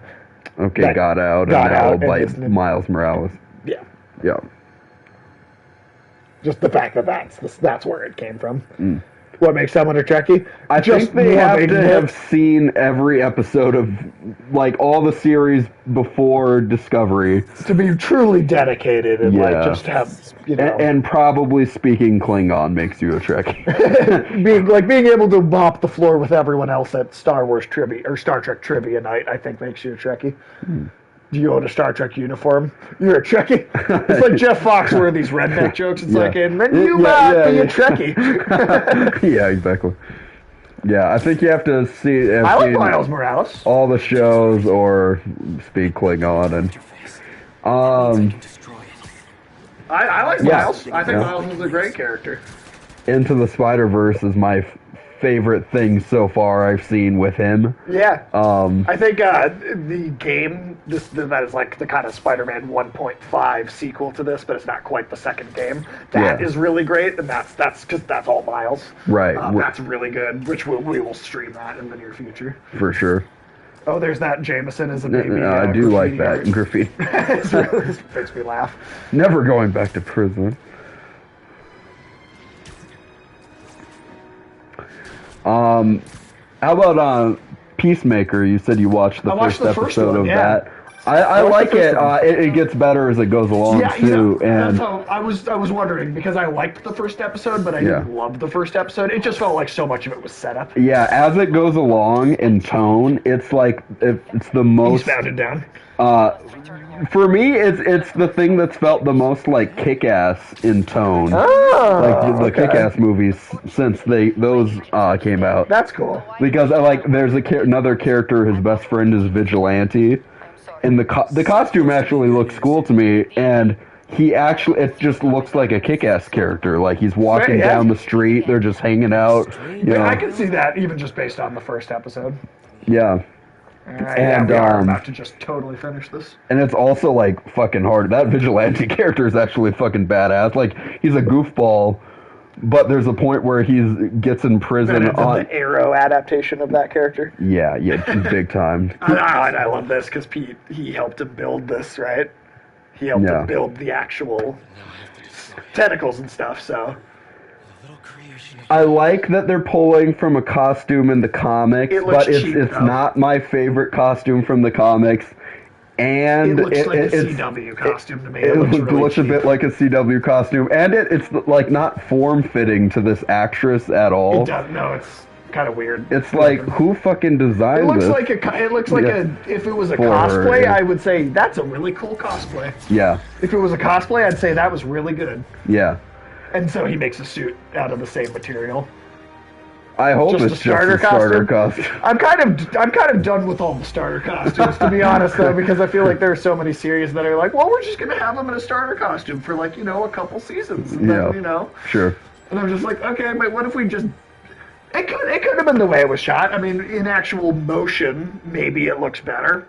Hey, I'm totally willing to give that a chance. Daredevil had a starter costume for 2 seasons. That was better than the. I wish he'd stuck with that. But that's the one time where I was just playing devil's advocate. Took a pick on set of the costume. It looks better. Yeah, I mean, it could look better in motion on film. It might. It totally might. There's the number of costumes I've seen pictures of where I was like, I don't know, and then in the movie it looked good. Yeah. That's totally happened a number of other times. So. I'm also, for me, it's just a little thing. He's just still being indignant, even in like the face of his own death. I do like that. Before they mop you off the pavement. Shit. This is like so much more goddamn cinematic than No Way Home. I know. Like without even trying, really. He's just like still won't admit to it. God damn you, Steve Jobs! Yeah, fuck you, Steve Jobs. Even as being a video game, the camera angles even are more interesting. Yeah, it is. I know they're doing close-ups and shit. Yeah, it's not much to ask for a close-up. It's not. It shouldn't be anyway. Yeah. No, this game has been cinematic as fuck. Peacemaker. Yeah, that's what it seems like. It seems like it's very not the normal kind of superhero thing. Yeah, well, what I love about it's like Kick-Ass in that it's extreme like Kick-Ass. Except that I'm better than you. Oh my god. Still talking shit. Damn. Like he just will not relent. It would have been more in character for Norman just to be like, fuck you, as he's falling. Well, I mean, the line was that I always was better than you, and you're a failure, and you always will. But I said, he might as well. He might as well, yeah. So this is the costume he would have in-game right now? Yeah, well, which he's going to. It actually did switch us to this automatically for the final boss fight. So who designed this costume? Peter just made that himself. Peter just made that. Okay. He helped Doc build the tentacles in the first place, so he was like...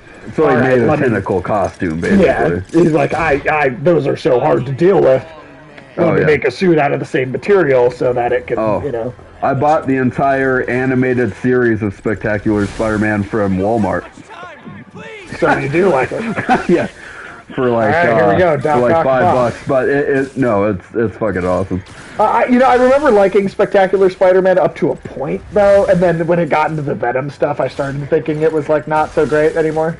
I mean, I don't think its handling of Venom is my favorite. I think the 90s animated series handles Venom better. Yeah. But I think overall it is like more compelling story for the most part, than the agree. 90s series. I think it's more No, compelling. I think for the most part, I just really remember not liking how Venom was done. The animation when it came to the action in Spectacular Spider-Man was phenomenal. Yeah, the animation was great. I mean, they nailed J. Jonah Jameson almost as well. Oh, they did. The Yeah. movies, the J.K. Simmons version of it. So this is the final boss fight, I'm presuming. Yeah, this is the final boss. But also, like, again, even the final boss is only... God damn, wouldn't that kill Otto? You would think that would have just impaled him. That's one of the only, like, little inconsistencies with Dr. Octopus I've never understood, is, like, he is just a normal head right here. Yeah, if Spider-Man punches him, he should probably be dead. Yeah. And that's just one of those things where I'm like, it's a comic book. Yeah, that's a thing where I try and just let it go, but... Yeah. Favorite Spider-Man villain? Oh, I didn't see Ulysses' comment there. His line should have been, his line should have been, when he falls, he should have just been, suck my dick. His muscular dystrophy makes him invulnerable. Who's your favorite Spider-Man villain and Spider-Man stories? Yeah, we've been talking about Batman so much, I've got to reorient to Spider-Man. Right, even though we're playing Spider-Man. Yeah. For Spider-Man comics, I'm a big fan of a lot of the early era of Ultimate Spider-Man comics. Yeah, those are pretty solid. Brian Michael Bendis, that was like peak Brian Michael Bendis for that, and fucking, not Ultimate. He didn't do X-Men either. I can't remember what other Ultimate book Brian Michael Bendis did at the moment. Avengers? No, that was Mark Millar. Oh. Oh, there you go. Nice. But,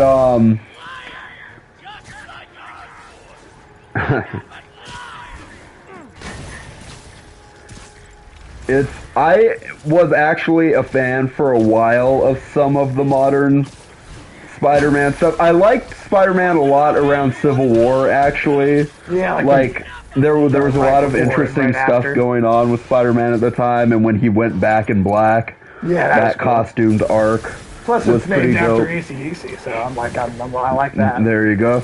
And yeah, he was just like a real badass for a while, and then they did the Mephisto storyline, Which and that I was was not a fan of. kind of set Spider-Man back literally a few years. Yeah, literally. Literally de-aged him and shit, and made him young, unmarried, and disinteresting a little bit. But my favorite Spider-Man villain, that's hard because I love a lot of the Rogues Gallery. Yeah, that's tough. I don't know. He's doing the Tobey Maguire thing. Where the face gets like shattered mask. Yeah. Like, as an actual villain, just straight up villain, it is... So he didn't know it was Peter, like, the whole time. Oh, shit. Huh, that's a good twist. It's hard to beat Norman as a straight up villain. Yeah. Green Goblin is... You can't really dethrone the asshole that is Norman. It's hard to... Because he's such a fucking piece of shit. Yeah. But...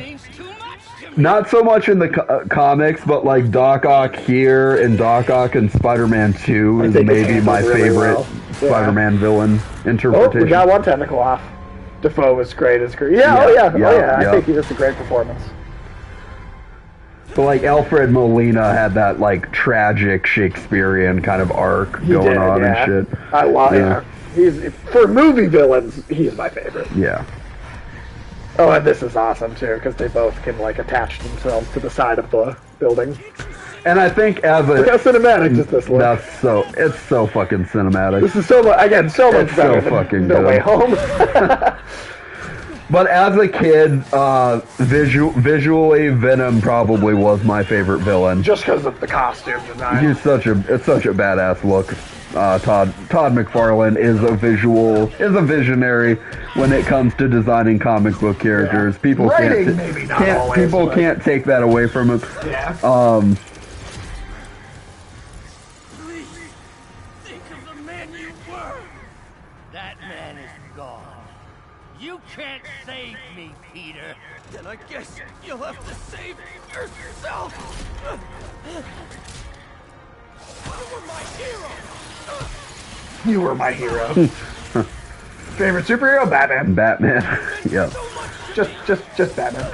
Where's some Batman sense over here? So. I mean, if you wanted to say, hey, what's your favorite? You can't say Batman. Like if you had to pick someone else. Well, Spider-Man. But yeah. Because Green Lantern is very high up there for me. Based on the comics, not the fucking movie, Ulysses, because I know you're about to say something about it. So I'm just gonna... Dark Knight, that's Dark Knight's hard to beat. Batman Begins. Batman Begins is great. Dark Knight Rises. We're going then Michael Keaton Batman 1989. Batman Returns. Then Forever, then Batman and Robin. Then Forever. What about the Lego Batman movie? Oh, Lego Batman is high up. Yeah, That's Lego Batman is like my third favorite Batman he actually movie. fucking impaled him. Sage could only love Batman more if Batman was a bat fairy. That's true. God damn it. Huh, damn. He actually, one of the tentacles is actually impaling him right there. What's 5'9" playing Batman? Movie magic. Tom Cruise is unbelievable as every character. Tom Cruise is a leprechaun. I mean, hey, there we go. Back in the 80s, people couldn't believe that Mr. Mom was playing Batman, you know, and shit, so. There are people that wrote like hate mail in letters. Yeah, and writing letters was hard back then. Yeah. Alright, now this is like actually kind of all story. Just okay. I'll pay attention. I mean, it's been fucking phenomenal so far. Again, this is the first time I'm seeing this Spider-Man game, so. I saw you as a son. I should have known you'd turn on me. Just like all the others. Turn. I've worshipped you. Your mom. Your conscience. Wanting to help others. The way you never gave up. We will talk about that in just a second. Have a duty. A responsibility. To use our talents in the service of others. That's very much like the Doc Ock dialogue in Spider-Man 2. Yeah. Nice. For those beneath us, whether they understand it or not. No, you're wrong. Well, we'll have 3 different people playing Spider-Man in a year or two, probably in 1 year as well, probably. Technically, we already do, but... Yeah, you're all right. Yes, of course. You're right, Peter. Oh, I see that now. The neural interface affected my mind. But I can fix it. Don't trust it, Peter. Fix it. Together. If you'll help me. I'm gonna be like one of those people in the audience for a Scream movie and be like, just don't turn back, just go. Well, but Peter, his response was, I'll make sure you get the best help. Yeah. That's it. They'll take my arms. This country was built on the right to bear arms. The right to have fucking 4 hentai coming out of your back.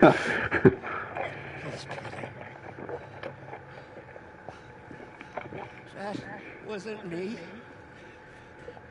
You said... I like how you can see the red Spider-Man suit underneath that one, too, a little bit. Remember? And of course, you rest easy. Knowing your secret is safe with me. You do what you think is best, Doc. It's all any of us can. Yeah, they did make such a strong connection between the two of them as characters that isn't there in the comics. Yeah. In this kind of way. Oh, no, yeah, not at all. I mean, they had that moment where Peter was in Doc Ock's mind and experienced having sex with Aunt May. That was kind of fucked up. Yeah. Yeah, I don't like to think about that. And I promise we will answer your question shortly, but there's just some story I want him to get to actually fully absorb. I'm just happy to be seeing the very ending of the game. Ulysses, we've told you about this several times, I think. At least once before. It is just literally what he said, so, I mean... So they've got enough. Oh. They've got one vial of cure. And there won't be enough to cure the others. So it's either cure Aunt May or let her die and cure everyone else. God damn. I'll give you a few minutes. Well, Spider-Man's gonna make the hard choice there. Because he's fucking Spider-Man. Right. Marissa Tomei's Aunt May. Oh, she's fine as hell. Yeah. I'll agree with that. I want to date Marissa Tomei right now. She's like 40 years older than me or something. She's like 60, I think. Like 56. I'm getting at that. No, I'm cool with it. I'm cool with it. I've got the cure right here. 57. You knew right off the jump there, didn't you?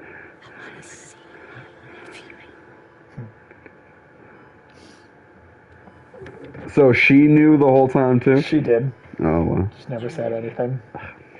Damn. Or at least a long time. Like Mason Cougars. Me too, dude. Me too. And Ben, me too. Is this really... Yeah, this is the end of the game. Oh, Adam, I guess I hadn't seen a comment from you. I forgot you were here. You've just been watching. This is fucking blowing me away. Yeah, this is...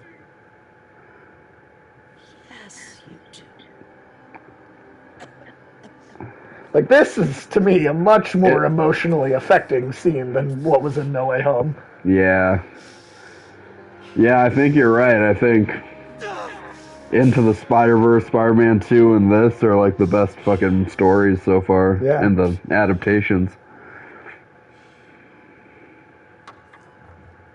Even getting almost, like, so close to even almost doing it. Yeah.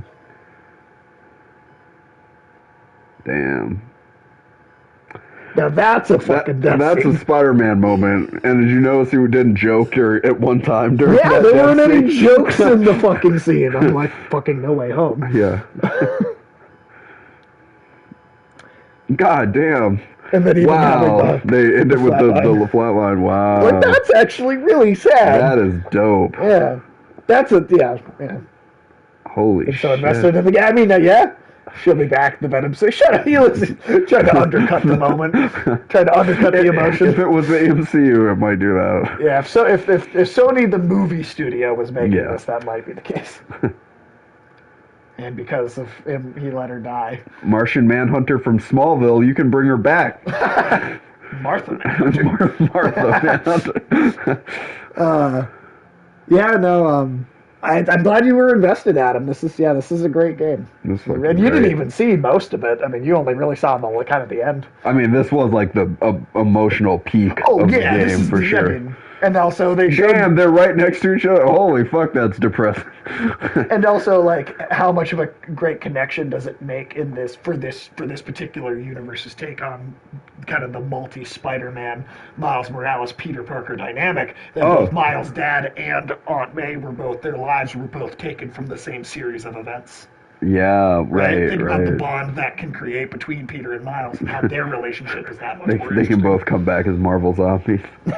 Then to answer the other question, I was listening to the Rosenbaum podcast with Jensen Ackles just earlier today. Oh, yeah. I listen to it, too. Not all the time, but on occasion. Rosenbaum's he's my Lex Luthor, so he's always entertaining he's the best to me. Live action one. Yeah. And I just like his personality as a guy too. So. Oh, absolutely. I loved when he had fucking associate editor.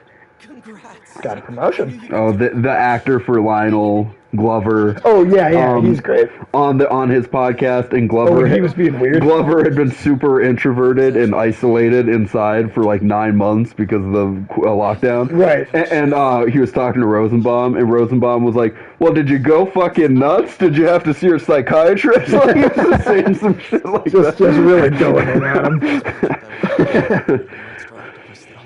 Because, that actor was saying, like, I just started talking to myself, like, doing little funny voices, and he's like, did you think there was a problem with you when you were doing that kind of stuff? I love Michael Rosenbaum's question. He's so blunt about it. Yeah. My new place isn't gonna be ready for about a week, so I'm gonna be crashing with Miles for the next few minutes. Even just like that's who he's got to hang out. That's who he's got to stay with. John Glover does look like Alan Moore. Yes, that's he does. True. That's true. Only if you want to. I knew he was one of the Glovers, either Danny or Donald. I knew he was one of them. Nadia had to take or had to tell. I remember she met Danny Glover. Yeah, she had. Well, so the theater she worked at the time, he was like eating food, which you're not allowed to do in the theater.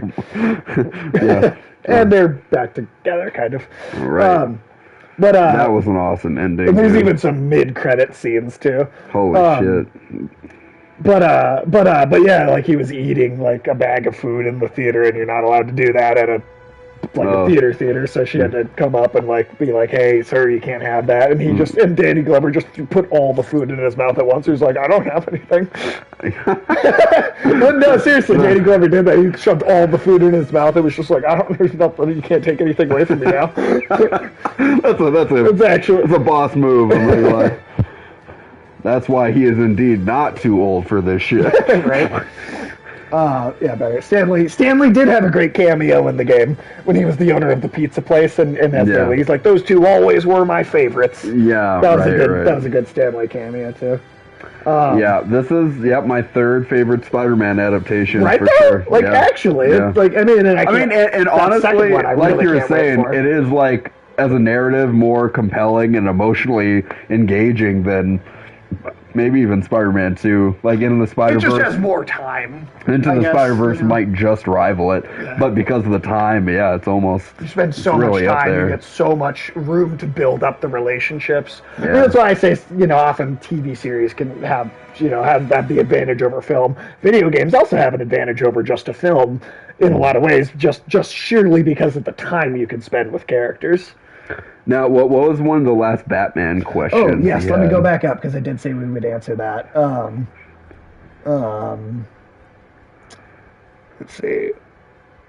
Oh, yeah, it was about what do you think about Michael Keaton coming back to play Batman, and about how we were going to have 3 different Batmans this year. When you... if you want to... Yeah, sure. If you want, you can start talking about it, but I also have to see again. Yeah, no problem.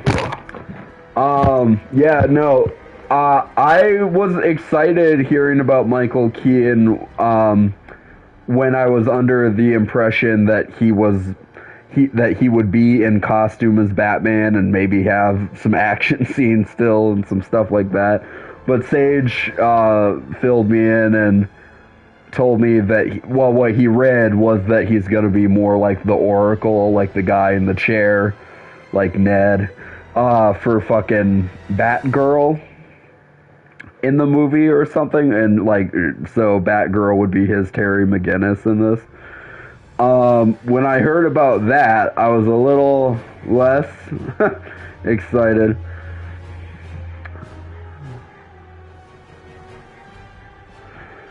Well, I hear you on that criticism as well, because they started pretty cosmic and high stakes with his Spider-Man, but I mean, really the only place to go is lower in scale. And I know that's like kind of a weird statement, but it's like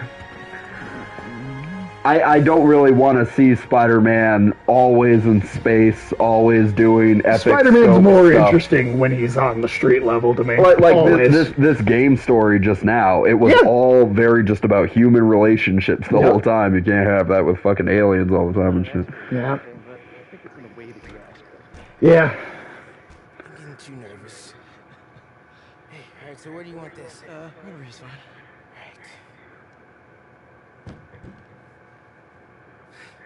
What is this interesting shirt Miles is wearing? A French bulldog with glasses. What's up? Well, weird things have been going on. Like physically. Like with your dick? Well, I mean, Peter. You're at that age where your body's... that is what he thinks he's talking about. He's like, you're going to get some erections, some night sweats, you know.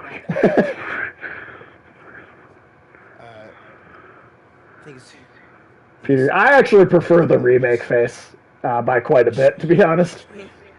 Yeah, I mean, I thought he looked too old in the first version of the game. Like, I guess I don't have a lot of exposure personally to the first face, but this one works for me, just having this kind of being my first face, but you know. And even that being like just a very, very small moment that they reveal cool. that he tells Miles that he's Spider-Man. I like that it starts out with short order cook Stanley. Well, that's the end of the main story. That was amazing. Dude. And there are 3 DLCs. Holy each cow. with a decent amount of story. One is very Black Cat centric. The second is very Hammerhead centric, and then the third is is very Silver Sable centric. But it's kind of those 3 characters. It's almost like the Miles Morales game is like a 1.5 sequel. I was gonna say, like, I want to see the Miles Morales game for sure, but would you say I should see the other DLC stuff you're talking about? I think we should play it. Okay. I think we should play it. Good. There's a decent amount of story in there, and I it might not come across as like super relevant to say the Miles game, but I do think as we go into this Spider-Man 2, I think it's pretty likely that we'll get. I think that the DLC story stuff will matter in some way. Yeah. We are going to let the credits play out because there is still one more thing. Oh, they're post-credit sequence. Okay, cool. And also, thank you. Very cool. I appreciate that. We try and have these streams be as entertaining as possible. At least we try to have good comic book conversation when we're playing a comic book video game. Right. I mean, honestly, we'll have comic book conversations even when we're not playing comic book games. Well, that's all we really do. So. Yeah, that's true. That's true. When it's you and me, it almost always is comic book centric. Yeah. But yeah, there's a scene in Peacemaker where his friend Vigilante gets in jail on purpose in like the dumbest way possible, and then he like goes and sits right at this table of like white Aryans. And he's like, hey, you bunch of fucking pussies, why are you all looking like such little bitches? He just he hardcore starts laying into them about like what are your favorite contributions by black people? And he just he just starts questioning them. Yeah, that's funny. And he's a motherfucking badass. Like, I mean, I don't want to say too much for when you get to the episode, but there's like a moment where Peacemaker cannot make these kills, like these kind of assassinations he has to do. And Vigilante's like, why don't you just let me get this here, buddy? And he just steps in and he's just kind of whistling while he's like sniping people in the head and shit. Awesome. I was like, I fucking love this character. That's great. Again, more than the version of that character that was an Arrow. Yeah! I'm just I know. Nothing about Arrow. I don't like Arrow in Arrow. I know. Literally nothing about Arrow is good. We're going to do the DLCs. We are going to do the DLCs first. Yeah. This will probably be, once the credits are over and we get this last scene for tonight, I think we'll end the stream. Yeah. But the next time we play, we're definitely going to continue. We'll do all the DLCs, and then we'll totally do the Miles game as well. Do we want to wait to do Miles closer to the release of the second game? I don't know. I mean, it doesn't matter we might to as well me, just but, launch right into it, Sure. to be honest. And then we'll do Control after we're done with I'm glad you came Miles. back, too. You guys should stream 1,000 hours of grinding. No, Ulysses, that will not happen. You told me you liked Avengers. I told you that there were elements of it that could have been good had the parent company not forced the studio. Yeah, but if they hadn't forced the studio to make a grindy loot multiplayer thing, right? Because there are parts of that game that if it was just a single player campaign, that you play some of it and you're like, wow, this actually could have been really good, but it gets so dragged down by the multiplayer and the grindiness and the Sage thought the grindiness and samey enemies were amazing and he hated the story. Shut up! That's the opposite of what I said. What I really want to play is that Guardians of the Galaxy game. Yeah, that we're not. We can't stream it. Well, we can. See, the thing is we can stream it because but you also lose all of the music. Like it turns that off. Would there be any way to do it so we could just hear the audio and the stream couldn't hear? No. The game's audio? Okay. Sadly, no. Okay. I wish. I mean, it's like I think the story is really good, and I mean, like Yeah. you could. I mean, it's like you could still enjoy the game without the music. It's just that I do feel like you lose some of the personality because there's like a lot. There's a lot of sequences that are very specifically set to certain songs. Yeah, totally. It's still like the music isn't what makes the game. I mean, it's still good without that. I just for sure. But I mean, maybe we can. Well, at a certain point when we have enough people around, it's what we could maybe do. Once there's enough people that are in our Discord server, is perhaps we could host a thing on Discord, because Discord's that's not like being that would be recorded and like saved for later, but we could do like a special event stream on there where we don't have to use. Now, just drown out the game. Word is the bird on. Well, we still got copyright struck for that too. So. Hey, a local Minnesota song right there. Right. But we would still get a copyright strike for that, so I don't think that would fix the problem. To explain to Ulysses the weird Aunt May's sexiness. Oh yeah, let's get into that. Yeah, let's get into that. In one of the Dan Slott storylines of is Superior Spider-Man. It's like right before Superior Spider-Man, when Doc Ock and Peter Parker have traded bodies. Yep. And Doc Ock has had a long history of trying to fuck Aunt May. Yeah. That's like a long storied history. Since the 60s. Yeah, totally. So, and there's comic book covers from the 60s of them getting married. And there's a moment where Doc Ock makes Peter experience all of his memories in his body. So Peter learns in very graphic, like, I've experienced this detail, that Doc Ock did, in fact, have sex with Aunt May. And we're not talking like Aunt May, like Marissa Tomei, actually. Yeah, we're talking about 90-year-old, 1,000-year-old mummy Aunt May.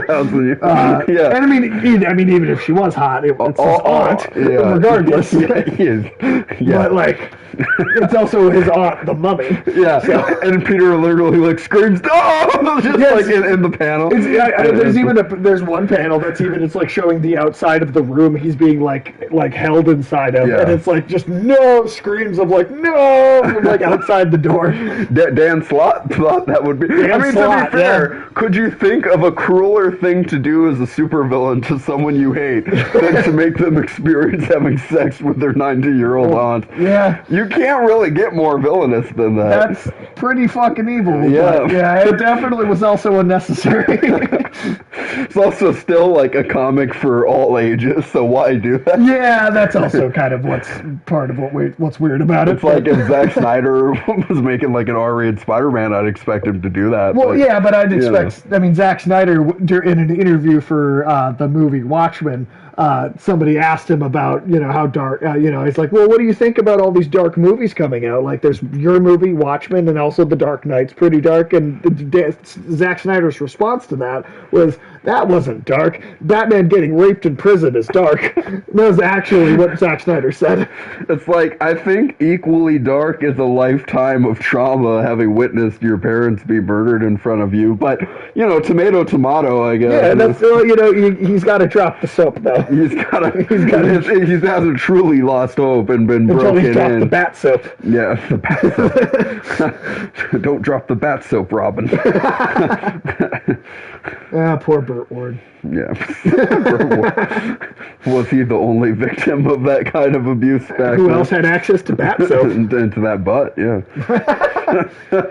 I think Zack Snyder just wants to fuck back. That would explain a lot. Yeah, he might. Yeah. That might be what it is. I don't know. I also think Zack Snyder he fucked Superman for like 2 movies. He did fuck Superman. Yeah, got railed pretty hard. Yeah. God, these credits are long. Yeah, I did think they were going to be a little shorter for video games. I still want to. Video game credits are always longer than movie really? Credits. It takes way more people to make a video game than it does make a movie. Yeah, that's true. Way more. Like 3 times as many people. Elizaveta, that's a dumb name. No, we did when me, Michael, and Ulysses, or me, Alex, and Ulysses. Sorry, when me, Alex, and Ulysses streamed Returnal, we beat that, and we did sit through the credits and just make fun of the names. Right. Turns out Zack Snyder has a kryptonite dick. I mean, Zack Snyder does seem to be That's some Superman's CW greatest Batman weakness. woman logic, though. What's Kryptonite going to do to Batman's butthole? Yeah, that's true.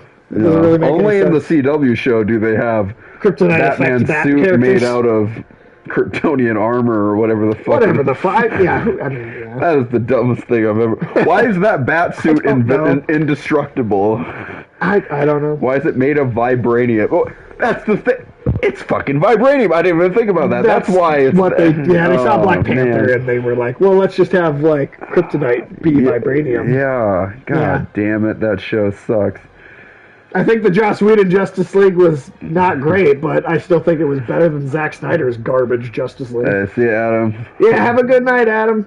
I hope you have a good one. And we will, me and Michael, when we stream, it'll probably be on Friday or Saturday nights from now on. Yeah, So, that's true. Yeah. So, hey, Adam, anytime you're open on a Saturday evening, check in with me. We might be streaming. Oh, yeah. We'll see. I don't know if it'll be every week, but we'll try and do it as often as we can. Yeah, but no, I mean, I don't think the Joss Whedon Justice League is great. I'm divided on both cuts because I hate the Zack Snyder one. Justice League needed to be 4 hours longer and more protection. Fair enough. Yeah. Yeah, no. Zack Snyder. It's like there are some scenes or visuals I like in the Snyder cut. Like falling in love with the hot dogs. Hot dogs. Yeah, hot dogs are awesome. I do like me some hot dogs. Made me hungry, So Did it? yeah, I want a hot dog. It just made me want to shoot myself because I was watching a stupid fucking movie. It's like, although it's like that scene to me, minus the hot dogs, could have been a cool set piece for the Flash and But shit. it was all about hot dogs. It was all about hot That was dogs. the core focus of the scene. And I was still hot don't dogs. like that Martian Manhunter fucked Jonathan Kent and shit. I like Man of Steel. I like I like Watchmen. I do. I think Watchmen is actually a great adaptation, save for maybe 2 scenes where I'm like, this was done a little weird. I think it's his best movie, honestly. I think Watchmen. I really actually like Watchmen, especially if you get the really despite the longer flaws, cuts. The book is still obviously better. But, but it's a pretty good adaptation. Yeah, it gets 95% of it right. Yeah, to me. Yeah, I like Watchmen. That's one a case lot. where him being so faithful worked in the. Yeah. And I also think Man of Steel is actually not that bad. I think the criticisms I think that people have of it are almost all kind of just about the end. And I mean, I don't disagree with those, but I think you also have a really good movie up until that, the couple of moments that people. Well, even with the Zod neck snap, it's it's a good. It's a good sci-fi movie. Yeah, that's what I'm saying. It's not my favorite Superman movie, but it's a good sci-fi movie. Yeah. If you almost separate it from being Superman and just treat it as its own thing, it works, I think, pretty well as that kind of on its own. And I don't know. I guess it was a pretty 50-50 response to it, but I was one of the people that liked Army of the Dead. Army of the Dead. I didn't see it, so I can't even give an opinion on it. Again, not great, not anything you haven't seen before in a zombie film. Yeah. It has a lot of genre conventions in it, but the way, the 2 main zombie actors are really fucking good with no dialogue. King and Queen. Yeah. They're played as people, as a barbarian king crying over his dead wife. Interesting, I have to see it still, but. Yeah, it's well, I was gonna say it's funny because I don't like his Dawn of the Dead remake, and that seems to be the one movie that everyone likes. That's the thing. To me, that's a totally generic zombie movie. Yeah, I don't care for it at all. This Army of the Dead I liked better than his Dawn of the Dead. That's interesting because I feel like you and me are maybe some of the only people I've ever heard say that they don't like that Dawn of the Dead remake. Yeah. I honestly don't know if I've ever heard anyone else say they don't like that movie.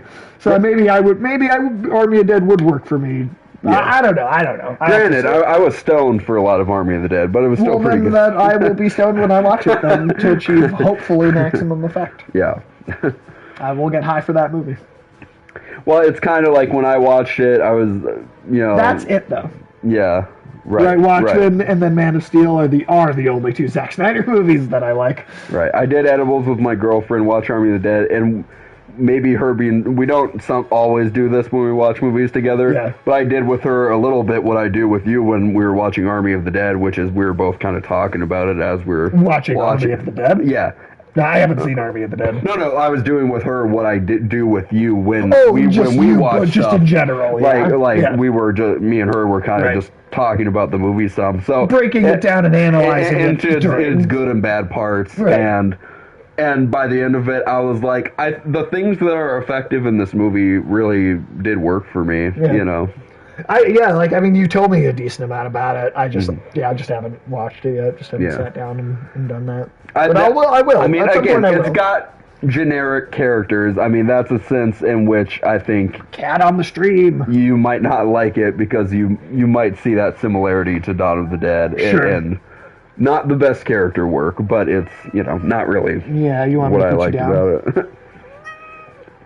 Death Protest. Oh, like 300, Dawn of the Dead. Yeah, 300's one a lot of people like. That movie did not work for me. I don't like that comic book. I think that's a bad comic. So I don't even like the comic that 300 is based on.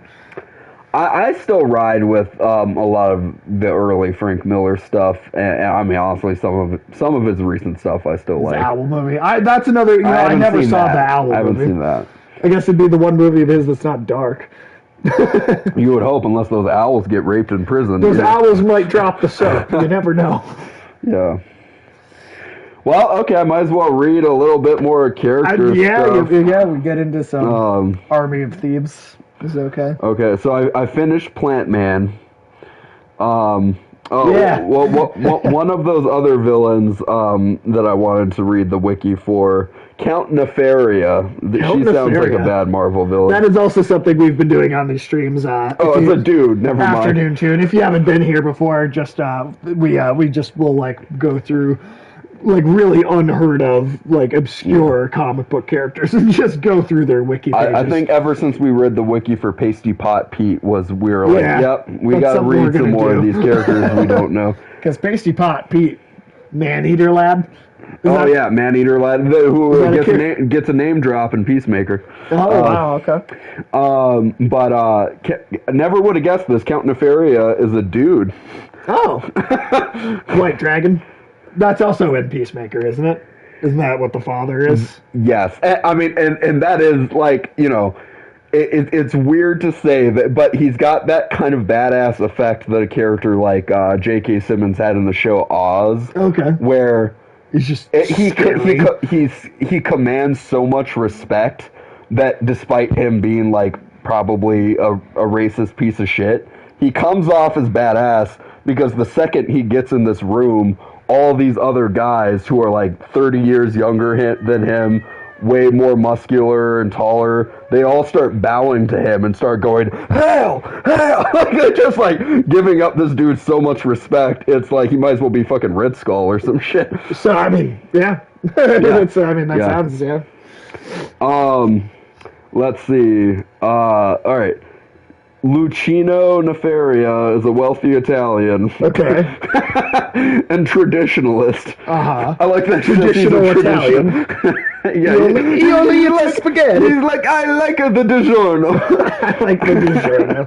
That also desires greater wealth and power, driving him to join the Magi, the criminal, the recently formed Avengers superhero team, however, thwart many of its plans and force a direct conflict. So Nefaria lures the Avengers to his castle on the pretense of a charity event. Okay. Pretty fucking dumb of the Avengers to fall for that, I have to say. Yeah, no, that's a dumb thing for the Avengers to just... Yeah, no, that's dumb. And he then places the group in suspended animation, using images which threaten to take control of America. Okay. It's kind of a weird sentence, so he Clockwork Oranges them with images of destroyed America, or what? Alright. After he releases them, the Avengers become suspicious of him. Oh, only then. Only then. Okay. Dumb Avengers. Some very dumb Avengers.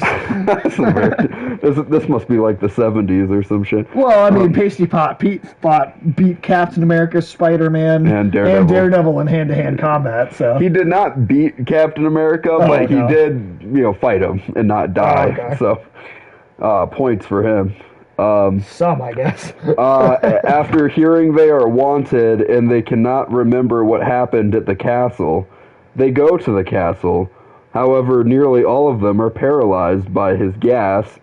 Meanwhile, the Teen Brigade was captured by... What is the Teen Brigade? What is that? That's something else we're going to have to read about. He beat off Captain America. God. Yes, Ulysses. He beat off Captain America. That's why he's so legendary. Yeah, it's like who else is beating off Captain America? Jesus Christ.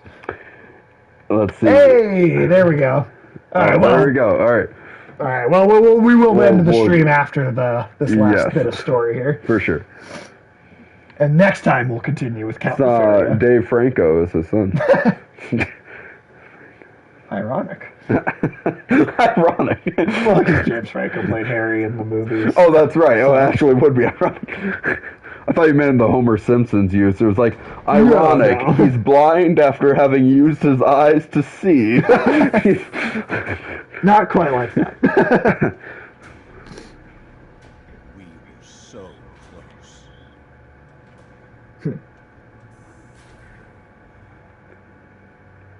But I'll keep trying.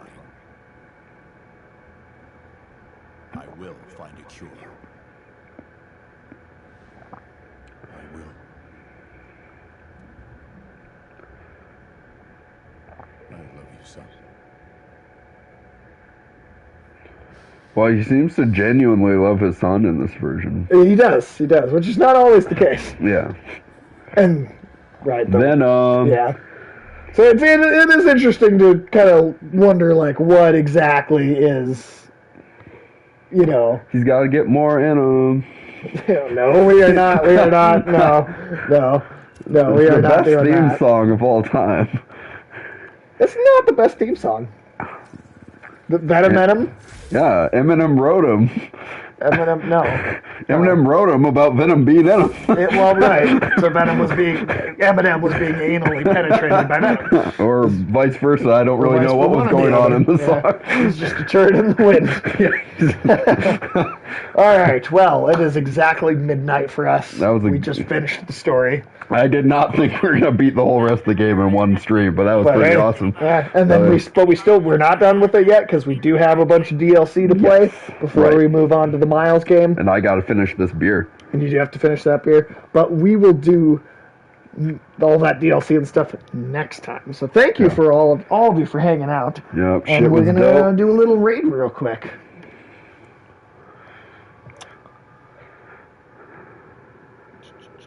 How many cats you got over there? I just see one over here. There's one down there. It's like, where's Waldo with cats? Complaining about not having grandchildren. So, you gonna take that vacation now? Are you crazy? There's no time for that. The apocalypse didn't happen, which means we've got a city full of loose ends to clean up. It's like that Rick and Morty episode. It's like, fuck, the apocalypse didn't happen. I'm not getting more cats, Ulysses. No. Look, no, I'm not. He did have 4 for a minute. No, I didn't. No. Yo, you had that one already got rid of. Yeah. Let's go. We've got work to do. I can't wait. There's your little... Spider Cop surveys this city. Placid, but seething with turmoil. Flaccid? Placid. Oh.